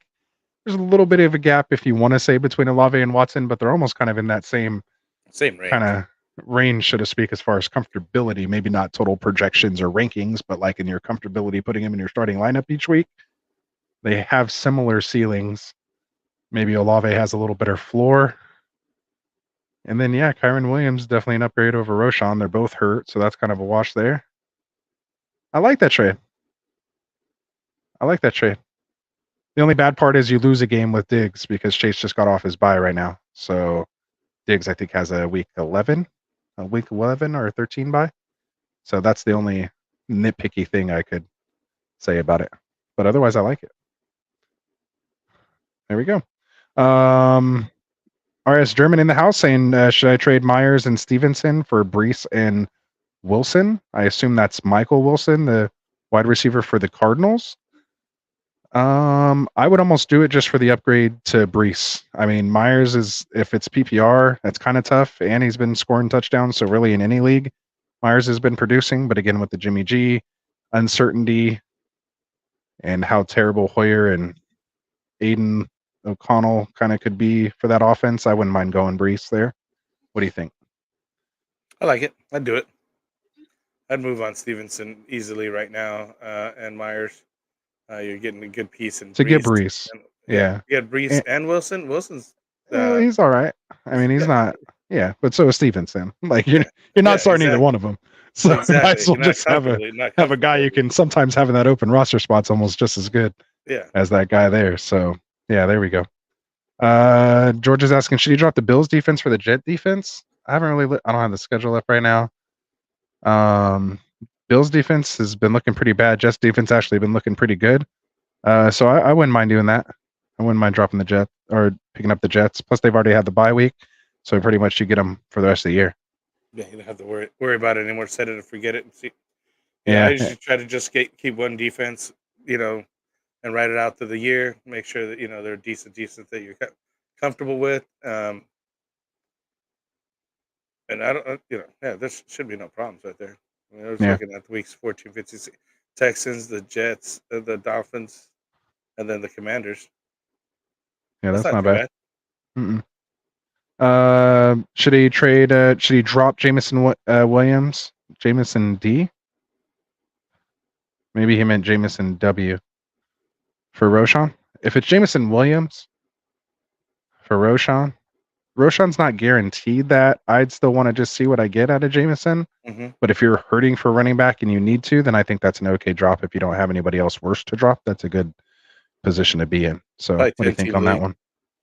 Probably 10-team league. Yeah, Roshan's with it. But I mean, his potential. I mean, he's not guaranteed. Add this week, so right. Foreman did just score 3 touchdowns, so that's going to be. He may not. Yeah, it's not like they're like, "Oh, Roshan, here, come grab the job." Like, yeah, Roshan showed he's there. Foreman's done that in the past too, man. He just comes in there and just kind of takes over a position when he has the opportunity. Yeah. So Roberto's saying, would y'all trade Pollard and Amari for Chase? Jamar Chase? Yeah, for sure. Go get Chase. If you get that done, you're winning. Yeah, you'll figure out what to do with your other RB. I think you said you had Aaron Jones still. So yeah, go make that happen. You can figure out RB2 like all the rest of us are, and have that upside with Chase. He could literally win you weeks, scoring 40+ points, man. Yeah, go do it. Gio said the guy I traded for VF was my 16-year-old son. Oh, there you go. The 4v4. So the Chase, Olave, Cook, and Roshan for Monty, Diggs, Watson, and Williams. That was an inter-family trade. Inter-family trade. As long as it wasn't collusion. I mean, I think it was a good trade for you. Yeah, I was gonna say, kind of, knowing that it happened, but he said he has an update here. Said it was 4v4. Was my 16-year-old? He recapped it for us. Said first year in the league, and he's 6-1, and he just beat him. Oh, so he's trying to take his son down a peg or two. I see what's going on there. I see what you're doing, Big Gio over there. Trying to take his son down there. You got to teach the boy a lesson every once in a while. Don't do the pops trade all the time. Don't let him talk you into it. You need Right. to have Big Gio Gomez Jr. Come listen here, and we'll have his back for him. Yeah. He can run the trades by us first. You should probably thinking my dad's helping me out. Yeah, no, it's not, like I said, it's not bad. I definitely like the Monty side a little better. And because you're listening to us, I like to root for you guys as well too. But we'll tell you if we feel you got screwed, kind of like Smokey the Cat when we had to tell him. Don't bring that up anymore. Yeah, you got. Sorry, Smokey, if you're watching this later. He might be on here pretty soon if we go a little bit longer. But yeah, so I don't think it's egregious, but that's tough, man. I don't want to say you're taking advantage of your kid, but it was just kind of like a change of players. So if those are some of the players he liked, I don't think you're totally taking advantage. It was a pretty fair trade, but I don't think it was bad. He got the best player in the deal in Chase, if you want to look at it that way. Some could argue Diggs is the best player, but anyway. Right. Yeah, well done. All right, so we're all caught up there. Yeah, let's just do our. You want to do game balls and stuff real quick, or you want to move that to Wednesday, or you think we can power through those really quick? Let's move that to Wednesday. There's a lot to go through there on those. Let's get to let's get to the waivers. We'll get to waivers. These guys already, they're already talking. For sure. You guys let us know, man. Again, we're here to answer your questions and stuff first, but let's get to our waivers. So let's take it away, man. I'll turn it over to you since I didn't really have any QBs right off the top of my head. But the first one you put on the list, I don't know how I kind of forgot about that one, but probably because you know how I feel about it already. But I'll let you take it away. Go right ahead. I think Kyler Murray is definitely a guy you need to be looking to get up. He's in the practice window right now, so he's open to return and is physically unable from the PUP list, right? So it could have come to a better time that the Cardinals are just down and out. They finally put up a sinker, and I think it's an opportunity for them to just kind of fire up Kyler Murray. And I think he's a set it forget it type of quarterback. And once he's healthy and playing, and hopefully he gets Connor back soon, and be firing all cylinders over there, Cardinals, and do some good things because he'll take over the backfield over there anyways, man. He'll run the ball, throw the ball, do everything he needs to do, try to get the wins for the Cardinals. So somebody that you could definitely stash or put somewhere if you can. Gardner Minshew, I think is. Do you have his ownership percentages? 48% on Sleeper. Yeah, I don't know what is that on Yahoo. I don't have Yahoo on Yahoo and 23% on ESPN. There you go. I got you with Yahoo. You could do the other ones. Yeah. So I'm sorry. I got you with Sleeper. You know what I mean. You knew what I mean. Yeah, I know what you meant. All right, go ahead. Waiver wire quarterback number 2. And the number 2 here, we're looking at Gardner Minshew the second. The past 2 games, he just barely kind of took over the position last week. Obviously, when they just finally said that Anthony Richardson's going to go out for the year with a shoulder surgery or whatnot that he's having. So in the first game out, he only ends up with 12.6 points. He had 55 attempts for 329 yards and whatnot there.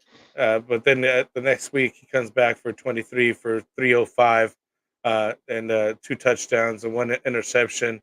And he even got some rushing yards in there as well. He ends up with 28.1 fantasy points. He is going to be started there going for Indianapolis the rest of the season. And I'm going to take a flyer on this guy right now because I have problems with Deshaun Watson and, or you have a bye week or whoever it is that you got some situations going on with. Minch is worth a flyer on. I think Anthony mentioned that he kind of tinkered too much and took him out. Now he's kind of regretting that decision. Should have left Minshew in there, right? Yeah, should have left Minshew over Watson this week for sure. Another guy to kind of keep an eye out is Desmond Ridder. Say what?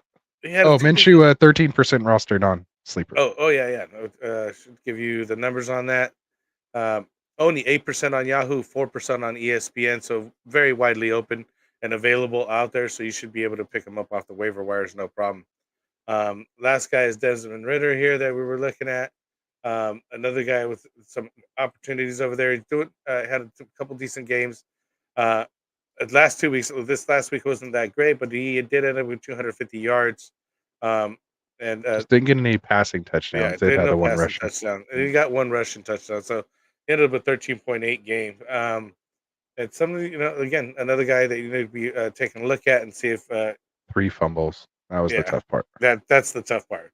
But it's if somebody's attacking this guy, and got to be some culpability for the offensive line to protect him somewhat, right? At some point. But even after that, he's still, he's throwing up 250 yards, which is not bad in a touchdown here. So, and only 14% owned on Yahoo, 6% on ESPN, And 19% on Sleeper.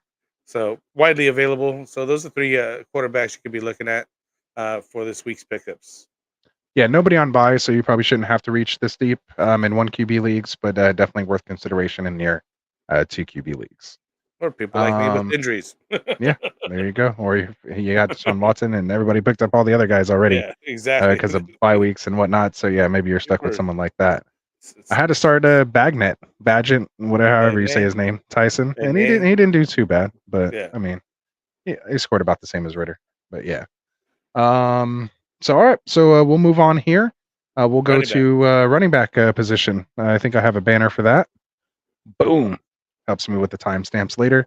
I'm able to do them like right after the stream ends instead of like waiting to the morning, so I don't have to listen to the entire show to find out when we switch over. It helps these guys out when we do some shorts, or if you guys want to get right to the spot. Many guys just want to know who to go pick up, and obviously put up on the waiver, depending on their situation, right? Otherwise, come hang out with us, man. That's what we're here for. Hanging out on Mondays, overreacting to everything. All right, so let's get into it. We have a running back waiver ads, probably the top pickup of the week so far. I kind of have it split right now between Darrell Henderson and Donta Foreman. So you have the Rams running back. We've talked about him. 37% owned on Sleeper, 25% on Yahoo. Maybe Frank could tell you ESPN. But he had 18 carries coming off the couch literally last week, 61 yards, 3.4 yard average, scoring a touchdown, had 2 targets, 1 catch for 5 yards. So he was definitely one of the winners with obviously Kyron going to be out on the IR. He's the only one that really knows this offense kind of inside and out, I would assume. Maybe a couple of the wrinkles they've thrown in, but the basis and understanding of this offense, more importantly, pass protection, which is paramount. He's going to be the most trusted guy here, at least for the next couple of weeks before they put it in a rookie's hands, or even Royce Freeman, who's just kind of barely been on practice squad, probably running other people's offenses more than their own. So 25% owned on Yahoo, 6% on ESPN. Perfect. And I told Anthony at the beginning of the show, we were talking, I went through and picked them up on just about every the waiver wire that I could, and I got ahead of the game a little bit there. Got ahead should of have it. started them even. I should have started in a couple leagues, but had we known, crystal ball. You get them for 3-4 games here, so it's not a bad deal. Absolutely. The second running back I have on the list is going to be Donta Foreman. Maybe some people don't have him as a number one because they, potentially think Roshan's going to come back. He's been out a few weeks already with that concussion. I think with that said, they're not just going to go give this guy, the ball 15, 20 times, coming out of a severe concussion like that. So he'll probably get worked in fairly slowly. Who knows? Maybe Herbert might be back before Roshan gets, a full workload. Because again, these running backs take, a pounding. And he's not that big of a guy. He's kind of a smaller guy anyway. So, Foreman kind of fits the bill. He's 64% owned on Sleeper, 65% on Yahoo. Frank will tell you ESPN here in a second. 43 on ESPN. Perfect. And 16 carries for 89 yards, 2 touchdowns. And then what you'd like to see is the 5 targets, 3 catches for 31 yards and another touchdown. Scored all their touchdowns basically that week or last week against the Raiders. And so he was basically their entire offense. And I think Badgett did a QB sneak for his first touchdown of his career. Is where that other touchdown came from, or else Foreman could have had 4 touchdown game. So very easily could have had a 4 touchdown game. And if that would have happened, I would have beat Ron. So too bad that didn't happen. But I guess I got the touchdown anyway because Badgett scored it. So, it worked out. I got the double when he threw him the touchdown. It was, I had a little stack there. So anyway, so there you go. You agree with Foreman? You have him as high as I have him on this as well too, at least until Herbert comes back, and who knows, he may just run away with it because Herbert wasn't really showing that well before he got hurt anyway. No. Next running back I have on the list here is Kareem Hunt, obviously with the Jerome Ford situation, dealing with that low grade high ankle sprain, that oxymoron of a diagnosis. 71% owned on Yahoo, on Sleeper. So normally that would be out of our range for someone to talk about. We try to keep it 65% and under, but on Yahoo, he's at 65%. So I put him on the list because if you are in one of those sleeper leagues that has him available, make sure you have Kareem Hunt. And 47% on ESPN, so it's even lower. Right, even lower there.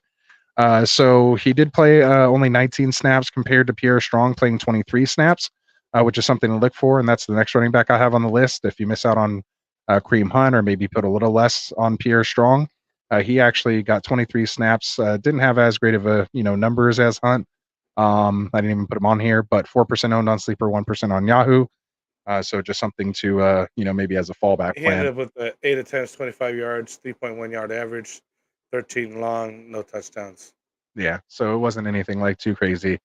But again, the 23 snaps was something to be aware of. You got to remember Kareem Hunt just joined the team 3 weeks ago, so he didn't go through like an off-season training, OTAs, preseason, and the beginning of the year. Another preseason. Basically, he came in week 3, and so he's only been here for this was the 4th game he was basically active for so far. So I doubt they're just going to full on give him a load. But who knows? Darrell Henderson came off the couch and got 16 carries. So That's maybe how you do it, man. Yeah, just depending on I guess who you are and what they think about you, I guess. So again, 2 guys I'd keep my eyes on: Kareem Hunt, Pierre Strong. I think the other weirdest thing about this weekend, just since everything was kind of ass backwards, so to speak, Amari DiMercato. We all dropped him last week because Darrell Williams had more carries than him. Yeah, Keanu Ingram came off having that neck issue and completely had the backfield, and all of a sudden it was a complete swap this week. I believe Ingram was like a healthy scratch from what I heard I didn't really quite see it, but I know he had no touches, like he wasn't in the box score. I don't know if he was actually active or not for the game, but if not, that's even weirder. Darrell Williams only had one touch that he took for just a few yards, I believe. But DiMercato, 13 carries, 58 yards, 4.5 yard average, 5 targets, 4 catches, 17 yards. Losing effort, lost, only put up 10 points against the Seattle defense, who's, nothing to write or something to write home about. A lot better defense than even how they started at the beginning of the year. The secondary is coming together, and those linebackers led by Bobby Wagner. So, yeah, maybe he's back on the list. 20% owned on Sleeper, 15% on Yahoo. I mean, do we go out and spend fab on this guy again? Or what do we do with DiMercato? It's kind of one of those. It's going to be going back and forth on that team. It'll be him this week. Williams will be back up next week. And just wait. You're just staying away, huh? You're staying away. Yeah, I'm just staying away. There's no reason. Wait for Connor to come back. I'd rather go after guys like Tajay Spears. You know what I mean? They're going to they're having opportunities right now. Low end flex guy, depending on how the matchups go. Jaylen Warren, I think, even came in as a RB22 this week with all the bye weeks and bad play out there by running backs. So, I mean, that's still I'd rather have more RB2. trust in those guys than Mercado. Than a DiMercato. In and out. Who knows? Yeah, touchdowns will be hard to come from anyway. I don't know what their schedule is coming up, but yeah, it's going to be tough. All right. So that'll wrap up running backs there, unless there's anyone else you had there to mention. No, that Tajay was the guy that I wanted to bring up. All right. So let's get to it. Wide receivers. Wide receiver ads of the week. Number 1 guy, like I had whispered to Warrior Loft earlier, probably Josh Downs. 52% owned on Sleeper, 36% on Yahoo. Gets 6 targets, 5 catches, 125 yards, and a touchdown. I want to say like a 75 yards of that came on one play or something like that. Granted, it was a big play to Downs, but seems to be a favorite of Minshew here. Kind of fits his, I guess, throwing style, if you will. And ever since he's taken over, we were just talking about that. He was on our squad together basically, and we were talking about him last week, and this week he kind of really solidified and busted out. I mean, 125 yards and a touchdown on 5 receptions is not a bad deal. So that's the kind of guy you want to have. Yeah, and even has a game. I think that was I think A-Rich got hurt in Baltimore even when he got hurt the first time or was out, and that's when he saw 12 targets. Yeah. Only had 57 yards, though, no touchdown. But the last 2 weeks, he scored a touchdown and seen at least 6 targets. Had 8 targets the time before, but 5 catches the last 2 weeks. And again, with the one big catch for the touchdown. So last week and touchdown this week. Hey, you can't go wrong with that. Absolutely. So, yeah, I like him as kind of like that. I trust him as a wide receiver 3. A flex. Yeah, or flex. Exactly. If you needed to. So, yeah, not bye bad. Replacement. Yeah, I'm not like completely unloading my fab on him, but I would spend about up to probably like $10, $13 on him. If you really needed a wide receiver. Percentage-wise, 10%. I was thinking like roughly right there. 5-10% of your original budget. Yeah. So there we go. Next All right. guy. So another wide receiver, I got Josh Palmer.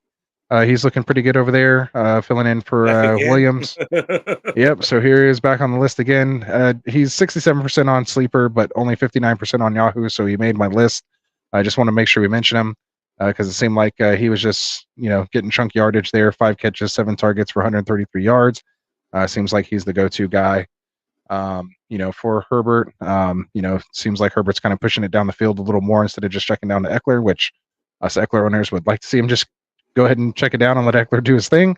But it seems like he is trying to push it. Was injured and wasn't trying to, get him more hits and touches. And you know what I mean? Like, sometimes they know, hey, we gotta get this guy some rest real quick. For sure. So so Josh Palmer, go check him out, see if he's available. I'm not spending too much on him, but he's definitely kind of, I wouldn't say he sneaks into the low end wide receiver 2 in some weeks with bye weeks and stuff going on. But again, he's comfortable for me in that Josh Downs kind of range, wide receiver 3 to flex, depending on 2 or 3 wide receiver leagues with your flex. So Rashee Rice is another guy I have on my list here. 67% owned on Sleeper, so a little more on there, but 58% owned on Yahoo. So I'll add him on here when I can. He saw 6 targets, 5 catches, 60 yards, and a touchdown. He's scored, several touchdowns now this year. Looks like Mahomes will look for him there as long as Kelsey's probably got his already. He has to show off for Taylor Swift. So, of course, he's going to, want to do good in front of his lady. So, yeah. Okay. Hey, she brings ratings, so who knows? Maybe it helps out. But, yeah, man. So, I like this kid. He's been one of my sleepers since the beginning of the year. Guy I was drafting late to hopefully explode and, earn that chemistry here, being attached to one of the best quarterbacks, if not the best quarterback playing right now. So, or maybe even ever by the time he's done. But yeah, so I'll take all that upside, give it to me. Let me get on. Yeah, I'll have him on my team. Touchdown for him of this year. He seems to be getting more and more touches or targets and catches as we go on. So I'd rather have this guy over Palmer. Yeah, I'd probably want to have him over Palmer as well. As a more long-term play, if you need somebody like for next week, though, I'm probably rolling out Palmer just because he's kind of producing like right now. But I think over the long term, Rice could, be truly closer, to that wide receiver 1 if he can get there. Another name on the hat on the list, he might be a little bit higher, but DK was only out for just a week, maybe 2. If there was any permanent injury or DK would have missed extended time, then he would definitely be higher on my list. But we finally had a Jackson Smith-Njigba sighting. 7 targets, only 4 catches still on those 7 targets, but for 63 yards, did have the nice touchdown. 76% owned on Sleeper, obviously with all the Dynasty leagues and stuff, but 59% on Yahoo, maybe a little less on ESPN. I actually was one of the people who dropped him heading into this week just because I needed to open up a roster spot, somewhere. I ended up benching him for Logan Thomas this specific week, which I could have obviously got a few more points out of him. That was when I was going up against Ron, but I didn't know about the DK news until after Logan Thomas was already putting points on my lineup, so nothing I could do there. Nobody knew that. Nobody knew about that. Yeah, and before that, he hadn't scored more than 8 PPR points in a game. So, Logan Thomas scored me 9.10. So, in all reality, I made it with what I knew at the time. I felt like I made the right decision with my head and not my gut. But yeah, so he's someone I have there again. Maybe someone who could pop if something does happen to lock it, or again an extended injury for DK, or if he would have missed time with a new injury, down the road. We've seen his, what his potential is with one of those guys not there. So yeah, Jackson Smith-Njigba, maybe someone you could pick up and stash. Don't, unload your budget or anything. I expect DK to be back, but someone you definitely is on the radar now, so you might have to get him if you want him later. So who do you got? Well, just some deeper guys here. I pulled up Kendrick Bourne here, wide receiver New England here. 67 targets, 63 yards. And to get to the touchdown, ends up 10.1 3 fantasy points there. New England's, they're starting to, maybe revive themselves after this week. Who knows? It's up and down, but I mean, you got to look at these guys and see who's available and who you can pick up. And Jaden Reed over there, Green Bay. I think this is the third touchdown of the year. 3 for 4, 21 yards. Ends up with the TD as well. And I think he's the only one that kind of showing up because Watson keeps getting injured or something's going on with him, and Dubs is just not performing like we thought he was, and he should. So he's up and down as well. So Reed has been consistently getting the looks over there from Love. But his touchdown was fluky. I just have to say that it was intended for Dobbs, bounced dots from Reed caught it. Yeah. I mean, but you got to be at the right place at the right time, man. I guess so. Dobbs was in the right place at the right time. He just didn't catch it. So. Maybe he should catch the ball, right? Yeah, he should, because he was in my lineup. That's why he didn't. And it bounced right off his hands. It bounced literally right off his hands. I told you, it hits you in the worst. Same thing with Devontae Adams. Like, we wouldn't have all this Devontae Adams trade talk if he caught the ball that hit him right in the hands. Right? Yeah, it's the worst spot. Yeah, put it over my head. We seen like Pitts and other guys doing like behind. Bijan Robinson just behind the back, no look. Just I got it. Hey, KJ Osborne tonight, had he caught that back? There was a back shoulder fade that he almost caught. He hit the ground and it just kind of bounced off his chest. But I mean, the catch that he did, it was almost there. These guys are incredible, man. What these guys can do to contort their bodies and catch footballs. And like, I have a problem just like if I were to trip over my daughter's toy and fall on the ground, like there's no way I'm jumping up in the air, coming down on concrete, basically. Right. Like, exactly, just to catch this ball for a couple $1 million. Yeah. So I mean, I guess I know why you do it, but let's not take that for granted. That stuff hurts, man. And we're over here talking about don't get hurt, and they're just doing all this stuff to make crazy catches. Anyway, that's why they get paid the big bucks. Exactly. Good call. I like those two. That's good to see. Just going back on Bourne, he did have that fumble. He kind of got in the doghouse. You know how Belichick gets sometimes when people fumble. He didn't really play too much after that. Juju Smith-Schuster might be coming back next week, but I don't think that matters either way. But it could be somewhat of a wrench to Bourne's targets. But yeah, not a bad one in deep leagues if you need to pull the guy. In our Dynasty league, I had to put Kendrick Bourne in the lineup, so it does get rough. Exactly. So I was happy with it. Yeah, it was okay. Had DK out and you gotta throw people in. Sometimes. Speaking of which, when that happened, when DK went out in a couple leagues, I had to pick up that Jake Bobo kid, and he did fairly well for me. I mean, he only scored like 1 or 2 points less than JSN. I think they were only like 2 spots away. Can't go wrong with that. Yeah, no, I was pretty proud of myself for that. I mean, I had no other choice. I just kind of was like, oh, this guy's, I can pick him up and play him. Like I said, I was dead set. Like, I've never had to change a lineup in the middle of Sunday before. Like, before the 1 o'clock games. Like, normally I'm so ahead of injuries and stuff. Like, I'm already like, I have the feeling guy's going to play, not play. Like McCaffrey, I had him in all my leagues that I have him in. I knew he was starting based on what they were saying. Wasn't worried about it. But, DK Metcalf, totally wrong. Totally wrong on that one. So I had to do some and it's tough when there's games going on and you're trying to like pick someone up, still have one eye on red zone. It was a lot going on. I was just happy there wasn't a Niner game, or else I really would have been all over the place. All right, so that wraps up wide receiver. Although I wish it would have happened, I wouldn't have had to just feel this all tonight. Yeah, it still hurts now that I think about it. I'm gonna feel it when we get off the stream. Right? It's really going to sink in there. Right? That's what I mean. Like, because I've been prepping for the show, I've been getting ready. Like it still hasn't really sat in that we freaking lost. I'm like, you got to be tripping, man. Yeah, and he threw that damn interception or multiple and just the fumble. McCaffrey. I mean, come on, man. There's so many opportunities and points we just keep leaving on the board. That's the only thing I can look at as positive is those should be points. But either way, all right. So moving on, tight ends, man. Let's talk about tight end on the waiver. I only had one guy this week. Yeah, I only had one guy this week, Don Kincaid. I mentioned him earlier, 41% owned on Sleeper, 43% on Yahoo. With the Dawson Knox injury, this is the guy to have attached to, obviously, Josh Allen. Gets 8 targets, 8 catches, 75 yards. You'd like to see him get in the end zone, which he will eventually in this offense. So, not Yeah, Dalton Kincaid. Go get him if you can. You might Yeah, I've be a been set it waiting and for forget him it all type guy. year. You know, they traded up to get him and whatnot, and I was expecting some good numbers from him, and I'm glad that he's going to get featured and have the opportunity to really kind of shine. You know, I'm hoping for brighter days for him, and hopefully he pans out to be who we think he can be. For sure. Who else you got?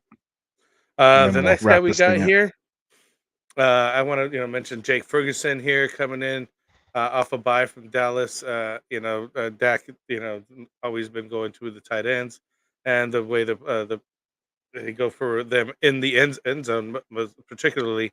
So hopefully we get some touchdowns from this guy. He's only owned 40% on Yahoo, 46% on Yahoo, 45% on ESPN. So And if you need 43% on Sleeper. so if you want to get a guy to waiver wire pick him up, definitely worth a start. And then we also got Logan Thomas, who I think you mentioned that you also picked up and started as well. Yeah, I did. Um, Over JSN. yeah, and he's had a up and down. Because he had a week and a half ago, 2 weeks ago, he had an 11-point game, then a 0.2, now a 5.1, and before that he had a 4.3. So decent numbers. He just had an off weekend between there, and he's definitely producing over there in the offense with Washington, even on a game that they lost. So somebody we should definitely keep an eye on, especially if you're just rotating your tight ends in and out. He's maybe one of that's available that you could start up on at spot start for yourself. Yeah. He's like a communal tight end. Yeah, We all just get to use him when we need everybody him. So. picks him up. Just make sure you use them and then picks 'em up, drop them and let him somebody be else there have for the it. next guy. For sure. Nobody hold them. Like, don't hold them. You got to use them. It's like take a penny, leave a penny. You know, that's how it is for tight ends on the waiver wire for me. That's a good analogy for that guy. Take a penny, leave a penny. So there we go. All right. Anybody else you got there? Or are we done with our top waiver ads for the week? For the tight ends, I think. Let me see. Well, Michael Meyer, but he ended up doing just didn't have a game. He was a waiver wire pickup from last week. Was having some good games, so had a dud this week, 1.3. Let's see what he does going forward. But it's tough over there with Las Vegas and the QB situation, and when Jimmy G may or may not be back, right? Because the back is out. Right. I think the other honorable mention I want to talk about is Taysom Hill, my guy. Throw him in there. He gets to 16 points this week in PPR. He went 4 for 5 receiving targets. He was out there as a wide receiver, mostly 50 yards on that. And he got rushing attempts for 5 attempts for 18 yards and a touchdown on that. So he is got the slash designation as well, QB / tight end. Very low ownership of Yahoo's 9%, ESPN 6%. Just again another guy that you could one in for the week. I actually had a started this week on a good week, and he paid out for me. So I always shout out to that guy because right now Jawan Johnson I think is still injured and not back in. And then he always seems to come on strong later on in the season. He doesn't start with the team, but they kind of figure out where he's going to be used, and they continue to feed him the ball because he has a nose for the end zone. I always tell Anthony that he's a guy. He's got skills, man. He's a full baller. He's a baller. Yeah, he's a baller. 13% owned on Sleeper, so he's out there for you guys. Also, that's the last guy. That's the last guy there. So. There you go. All right, so I had to bring the banner back up because you're like, oh, you still had tight ends for days to talk about. Sorry about that. I was like, no, you're good. I like it. It's for the people. Hey, get your tight end news from this guy. This guy starts better tight ends than I can even think of, man. Like tight end is not my position of strong suit because they're all just the same to me. Yeah. Frank could see in between those lines with these guys. Like he knows when to, I get it or right he's just the luckiest dude in the world. But either way, I'll take it. Yeah, I'll take it either way. I still remember Ricky Seals-Jones that you started like his rookie year out of nowhere. Like literally, there was like 0.5% of the people started him in Yahoo, and you were the one guy. Like out of all the leagues who started him, and like went off for like 2 touchdowns that game. I was like, I still will never forget that. Like that's why when he was a thing a couple years later, it was hilarious to me because I'm like, wait a minute. Why do I know that name? Again? Oh, that's that dude that Frank started against me and just went off for 2 touchdowns. Like, of course, against me. Like, throw him back on the just it always happens. Yeah, it's the roster touches. Wire, I like right? to say. You pick him up, leave a penny. Yeah, penny. Did nothing for the rest of the year. I looked at him every game. He scored like less than a point for every rest of the game except for that one game. Guess which game he started him against me? I used to always tell people and send them screenshots. Guess what? Guess what week Frank started this guy against me? Yeah, the one where he had 25. Yeah, that one. Not all the ones it was 0.5 or something. Yeah, exactly. Yeah. So yeah, good stuff, Frank. The tight end whisperer over here. Jeez Louise. All right, man. So let's get into this chat. We got some guys here who have been sticking it out with us. Absolutely appreciate you. Went through a little wave. I thought we might have lost some people there for a little bit, but then they all came back. They know the structure of the show. They're like, we can catch that on the chapters. He said he's going to put chapters. Let me go wash my dishes, put my kid away, and then come back in and get to the Q&A. So that's how we do it. So let's see here. So I had our boy up here. Let's see, back up to LeBron. So this is where we left off. He said he has both Puka and Cup. So do I in our main home league. He says, and keep starting them both, which I've been doing as well. Because Puka didn't do well last week. He didn't want to sell low. He's saying I should probably trade one of them now. Which one? Or he didn't say now, but I should probably trade one of them. Which one? Puka. I would say neither. He's saying neither. That's just me. I'm saying Puka. It's like, it can't be. Eventually, they're gonna have. It's gonna continue to happen where one's gonna have a good week, one's gonna have a bad week, but eventually, Cup will take over. That's what we thought when he went for 25, and then Puka just came out and had a career day with Cup there in the lineup. When defenses try to take out Cup, because Cup went off the week before, they're gonna let Puka run wide. You can't guard both of them, so put them both in there. You just hope one gets a touchdown and one gets 10 catches and over 100 yards, and the other one's gonna have like 4 catches for like 60 yards and a touchdown. You hope they're both scoring double digits, and one of them is going to go off because defenses can't guard both those guys. So they're going to have to double one of them. The one who's getting single coverage is getting eaten up. Like, these dudes can eat on the football field. So I like both of them. Maybe I'm totally biased. Like I said, full disclosure, I have both of them in a high money league that we play in, and they've been doing me right. So I ain't touching them. If it ain't broke, don't fix it. And the good side of it is also, I mean, is what if you get hurt? They have a situation going on with the running back. They had to bring all kinds of guys in, yeah, and whatnot. So they're definitely relying on the pass over the run. Although they did run more this week, I think Stafford had like 20 something. I thought they were going to like have over 40 pass attempts, but they actually played it fairly conservative. And I think he only threw like 25 times, and they rushed for a little more than that, 29, I think total between all of them. But not that I was counting or anything. I wasn't paying attention or anything. I wasn't paying attention or anything. So Cal Vista, hey, this is a new yeah. So go ahead. Has he been around? I don't remember that name though. Hey, what's up, yeah, guys? No, he's been newer here, but yeah, he's been here before. Wild week for football. What is a tough one against the Vibes tonight? Heartbreaker. I think he meant the Vikings. Oh, yeah, he's also a Viking fan, so I'm happy. Yeah. So you got some Viking guys coming in here. Huh? Dang. Now we have all the Vikings fans when they come out and beat me. Now, I'm a Vikings fan now. LeBron, we've known each other for years. You never said you're a Vikings fan before tonight. Right. I don't know how I feel about this, LeBron. Jeez Louise. He's in his feels because it's been tough. 2 losses. It's now he's really realizing it. I felt like we haven't won in a month. There is no positives out of that. It's only bad. It was. I just have to think of my Justin Jefferson shares and go, okay. Right. That's the only thing that keeps me from just not even being here. Go ahead. We got Cal Vista here. I had a question. Was offered Bijan and Debo for Nico and Jacobs. Should I take it? Bijan and Debo for Nico and Jacobs. I'd take the Bijan Debo side. I think I would take my chances, even though Bijan scares the hell out of me right now. But Jacobs, you're kind of in the same situation, so that's kind of a wash. Nico is going to come back, doesn't have a bye week. He's not hurt. I could see why, but the potential upgrade to Bijan over Jacobs, if Bijan does hit his potential ceiling there, I kind of like that combo with him and Debo. Because once Debo gets back healthy, he's going to be used in this offense, and he's going to get targets and get carries too. Back. And we need him. Needs him back. Literally, Debo hasn't played 2 games, and we've lost both those games. I don't think that's a coincidence. They made sure they took Kittle out on a couple of those plays, and that's when he was kind of sailing him out there, and Brock was like, oh, where's Ayuk? Ayuk's gone, Yeah. So, yeah, we need just all those threats. So, and yeah, we're playing for behind. He had to go downfield. He couldn't just keep checking it to McCaffrey, so we need to chunk plays. So you like the Bijan Debo side as well? Yeah, I think so. Even though we don't know what injury Bijan had. Oh, and Yeah, and Debo, they did come out now and say if originally the X-rays were negative, but apparently there is a fracture in the shoulder. But they said I guess like 3 weeks he should be okay. Like they didn't put him on IR, so I With assume Debo, either so less than 4 weeks yeah. over. So take that at what you will. But I do like Nico. That's a good trade offer. Yeah, I do like Nico. I mean, it's a pretty fair trade. Like I like the construction of it.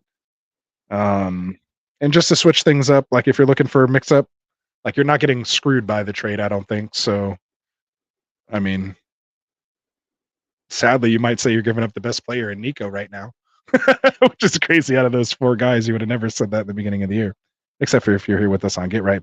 Anyway, so Calvista said, yeah, it was a good game, George. He said, hell of a game. Niners will be back. Hopefully Vikings will use this to turn things around. So yeah, we got Tycoon in the house. What's up, Tycoon? What up? Our boy from the fantasy boardroom. He's saying, what a disgusting week. And yeah, it was. Tycoon's my fellow Niner brother over here. And I know he and I are both just sick to our stomach at the moment. But we'll get over it. We're on to Cincinnati.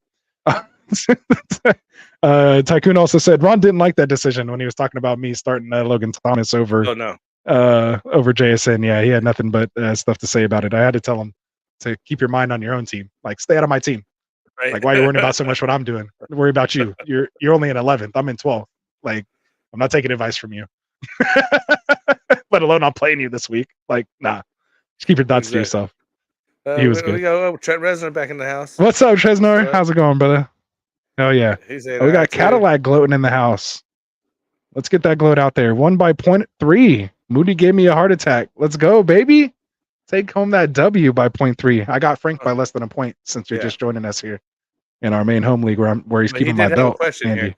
My running backs are Barkley, Walker, Pacheco, and Hall, Ramondre. I want to pair of these with Olave because I can't start him. Oh, so who do you think I could pair? Probably Ramondre, and what kind of wide receiver you think I can get? So he's trying to move on somebody to get a wide receiver. So he's already got a plan in place.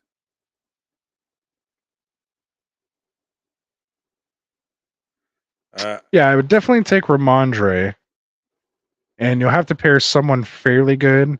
I mean, obviously, you're going to say Pacheco first, right? Pacheco and Ramondre, and see who you could turn that into. Yeah, you could get like somebody you could probably easily turn that into like Ridley in something, maybe, because you can get a second piece if you believe that there's a chance for Ridley to.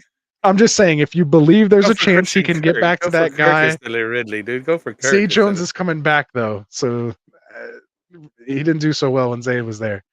But when Zay was there, Ridley did good. So like, I'm just thinking there might be some coincidence there, some coincidence.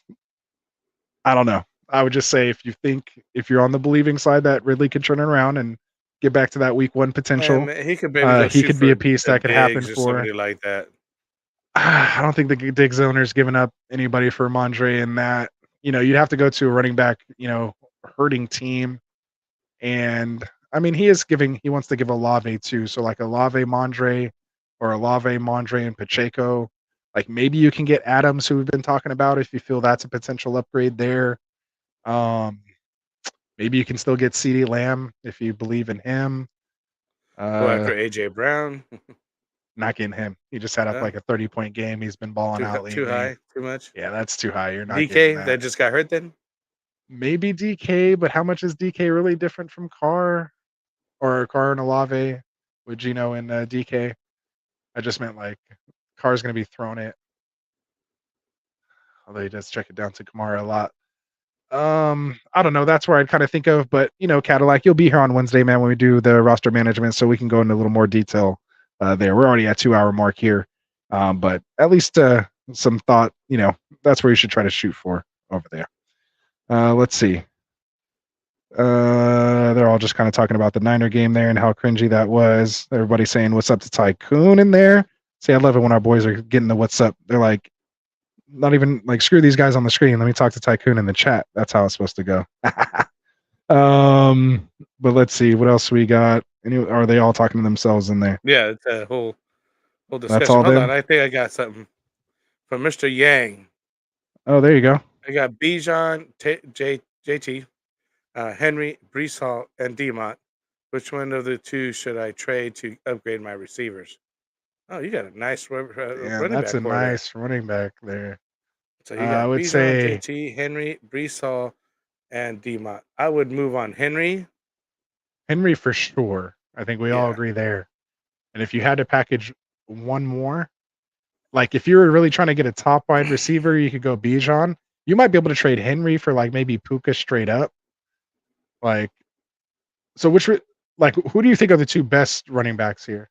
Like, which ones do you like the best out of these four besides Henry? I like Demont, but I like the upside that Bijan has. But this whole, I don't know why he got injured situation is Well, just kind of this whole creepy. usage all year has been suspect. I Right, don't know what to suspect, right? say about Sus. Arthur Smith. Yeah. So And then JT's just kind of coming back, yeah, he's just kind of coming but back. his Brees ceiling Hall could has been be like kind absurd. of blowing up lately. So I really like Brees Hall. So that's why I think he can move on Henry and Bijan, right?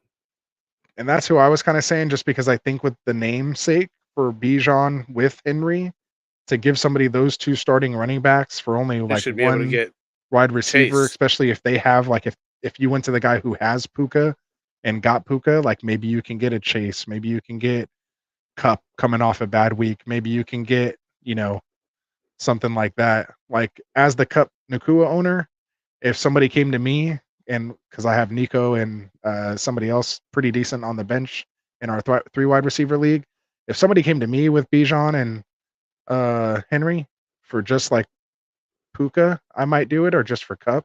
Like if I had the two of them, I might split one of them. I just have a hard time deciding which one I want Yeah.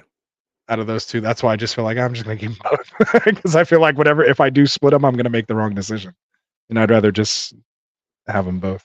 But yeah, that's kind of where I would shoot. So again, Mr. Yang, we'll be back here on Wednesday for our buy sell trade. This is supposed to just be our waivers, but we know you guys got to work out some trades here over Monday and Tuesday. So of course, that's where we can go with. And yeah, even Cal said maybe Adams, if you believe in that too. Like the talent, it's just the situation is a little rough right now.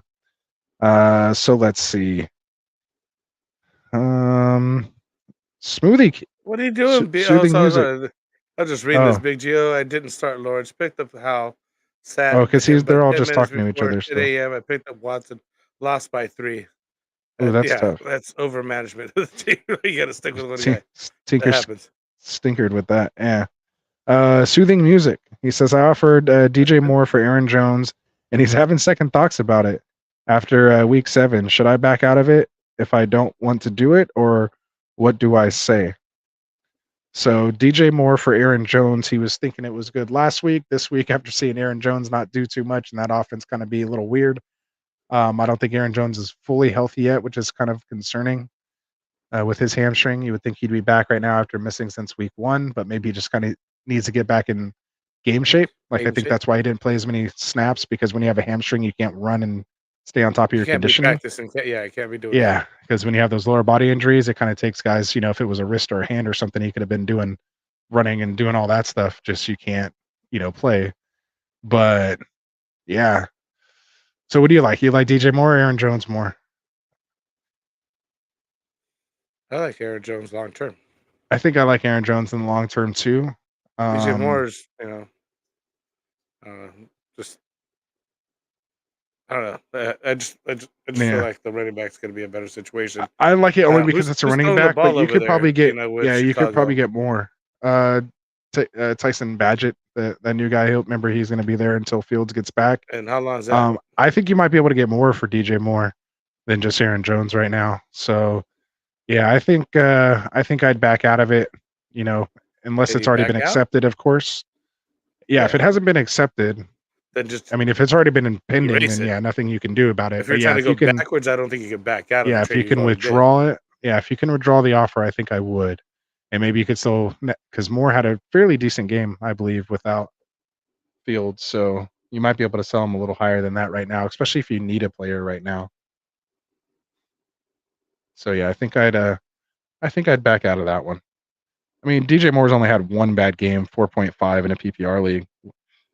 Week 1. Other than that, it's been 16, 13, 27, 49, 10, and 13. So like his floor is like 10 points.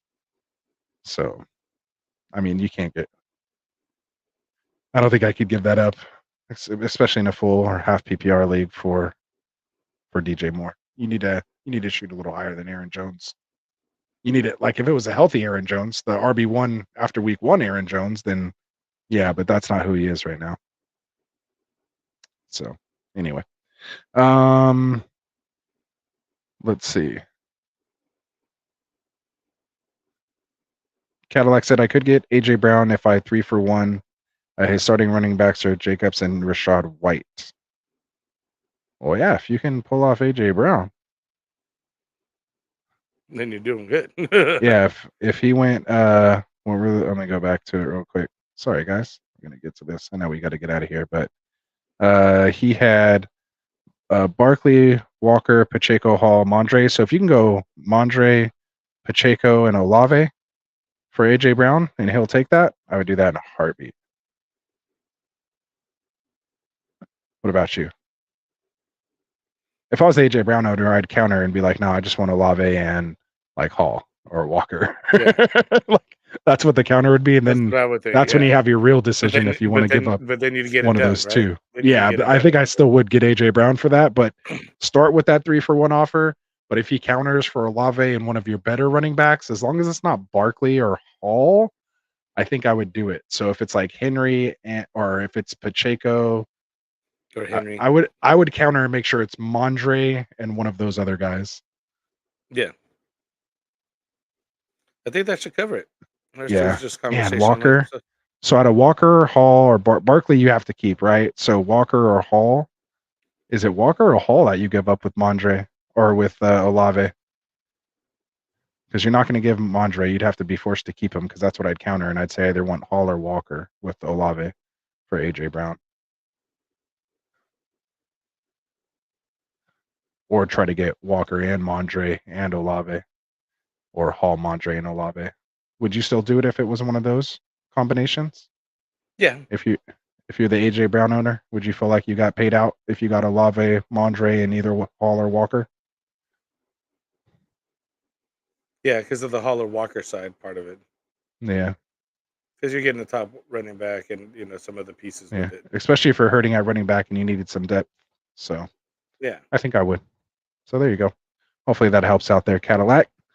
Let's see. I think we're caught up. The rest of it's just chat. Oh, yeah, just there talking about Tycoon said back out music. So yeah, he said he backs out. He'd rather back out on that one. Yeah, Bijan has a killer playoff. Yeah, his playoff schedule is good. Tycoon saying don't trade Bijan. Any other Falcon because Arthur Smith, yes, but Bijan, no. There we go. And Gio agrees. Well, he just said it. Is it wrong to back out if I offered it because I don't want to feel bad about it? No. No, you don't feel bad, man. Yeah, you don't. Trades offers all the time. Yeah, I send probably, I used to, not so much anymore because I'm in too many leagues, but yeah, I'd send like 30 trades in an hour to like several people over a couple leagues and then end up backing out of most of them. So yeah, you don't feel bad about here's that. Another thing, back out of the they trade could have accepted it prior to the week starting, because if somebody gets injured and they accept the trade, then you're hosed, because and then next they take the guy, give you the guy that just got hurt, or something like that. So always close or back out your trades before the week starts, because you could on Sleeper. They actually have up where the trade can expire. You can set it for like an hour, a couple days, like a week until games start. Like you can set it and it says someone sent you an exploding offer. It's kind of cool. So utilize that feature, especially if you have a lot of leagues and you don't remember which leagues you send trades out. Make sure, because like Frank said, you don't want to trade pending over, a game where one of those guys involved in the trade is in. So yeah, little trading 101 for you there. Let's see. Guys, DJ Morris, wide receiver 6 overall, wide receiver 12 in points per game. He's wide receiver 1 still. Aaron Jones not near enough for the return. Yeah, so he said it's not wrong at all. You're allowed to have second thoughts. So this is interesting as far as the trade, but yeah. Okay. I meant to ask, my league has -1 point for sack. Does that affect who I pick up out of Kirk Cousins, Lawrence, or Stroud? No. I don't think it matters that much. Yeah, I don't think it matters that much. Not with those guys. Like maybe if it's like Joe Burrow, he gets sacked a lot. Kirk Cousins kind of sometimes gets sacked a lot, but their offensive line was like the greatest offensive line tonight. God, I don't want to talk about it. Anyway, we'll move on. Come on, LeBron. Let's So not with that ask these said, questions. we'll close it out tonight. Let's not ask close these it up. questions. We're out of Yeah. here. I'm done with this. I gotta go get Let's myself close- right over here. Yeah, Jeez exactly. Louise. Yeah. All right. So let's wrap it up here, man. Appreciate all you guys for coming out. You want to queue up the underdog there, We got Frank? you. Yeah, give me a So sec. before we get out of here, of course, we got to tell you guys about our sponsor who makes this happen for us, UnderdogFantasy.com. If you are new to Underdog Fantasy, make sure you guys go check it out. It's a best ball platform in addition to the best ball, which is no waivers. Let me take that banner off. Which is no waivers, no trading, no setting your lineup. You just do your draft, set it and forget it. Come and collect your money at the end of the year. They have a bunch of different big time tournaments where you can win millions of dollars, or smaller, ones where you just win, 20, $30. Anything to fit the kind of budget you're on to have a little fun. It's not meant to replace your normal redraft leagues or dynasty leagues. It's just something to do, especially in the offseason, to get those drafts, especially when you feel like you drafted a great team and didn't get anything out of it. So that's the best way to check them out. In addition to that, like I said, they have their pick'em, like their pick'em specials, like Frank mentioned over there. They got their 100K Sunday giveaways, where 10 random people will get $10,000 each, just for including a pick. They haven't released the pick for this week yet, but stay tuned on our Wednesday show. We'll have that one. But also, if you are new, in addition to their 100% deposit match up to now $500, when you use that promo code GetRight, they also have the new customer special. This week, the new customer special is Josh Allen, plus or higher or lower than half a total yard. So all you have to do, basically a free pick there. So make sure you guys get that included in your entry and put the feature pick in there as well for your chance to win that $10,000. And I think this last weekend, instead of giving 10 people $10,000 each, I think they gave 100 people $1,000 each. So that was kind of cool as well. So again, they're always doing some fun stuff over there. Make sure you guys go use that link in the description or go to UnderdogFantasy.com and use that promo code GetRight when you sign up. So other than that, man, we have our affiliate channels here. Make sure you guys go check them out. We have our boys, Tim and AJ, over at the Checkdown Podcast, the Fantasy Frontline Podcast. We got our the Checkdown Podcast with our boy Cody McGoats, Shirtless Pat, Greg, and the fellows over there. And then we got Adam, of course, our one and only Dim Boys, Adam J, with the Dead Zone Fantasy Show that's coming soon. So again, if you guys want to get into that 100 subscriber giveaway, make sure you guys go subscribe. 1,000. You'll have to be subscribed to all 4 of our channels, of course, the main channel and those. Did I say 100 again? Yes. Dang it, 1,000, man. We made it to 1,000. See, I'm not even used to it yet. I don't take it for granted, man. So for our 1,000 subscriber giveaway, when we're giving away that ring, you guys make sure you go. Make sure you subscribe to all 4 of our affiliate channels there. And then, of course, you guys saw Tycoon in the chat here with the Fantasy Boardroom. His link's in the description as well. Make sure you guys go check him out. He always has some great advice. And like you guys see in the guys in the chat there, see Tycoon. He's here with me sometimes on Friday nights to do our start sits. So definite big time friend of the show. So make sure you guys go support him as well, too. So with that said, man, we'll get out of here. For Classic Mike and his computer, man, there you go. Hope he will be able to be here on Friday night for us. If not, Tycoon, I might be calling you to do another late night show again. So let me know if you're available, but brother. For Dustin, man, hopefully we'll get him on here to do this 1,000 subscriber giveaway show here soon. For my boy Frank over here, who I beat by 1 point this week. Let's go, Frank. Suck it. No, I'm just kidding. I'm so salty. I know, but I don't even, we don't care about that one as much as this league. Yes, no, this is the one with the belt. You know that in our higher stakes league.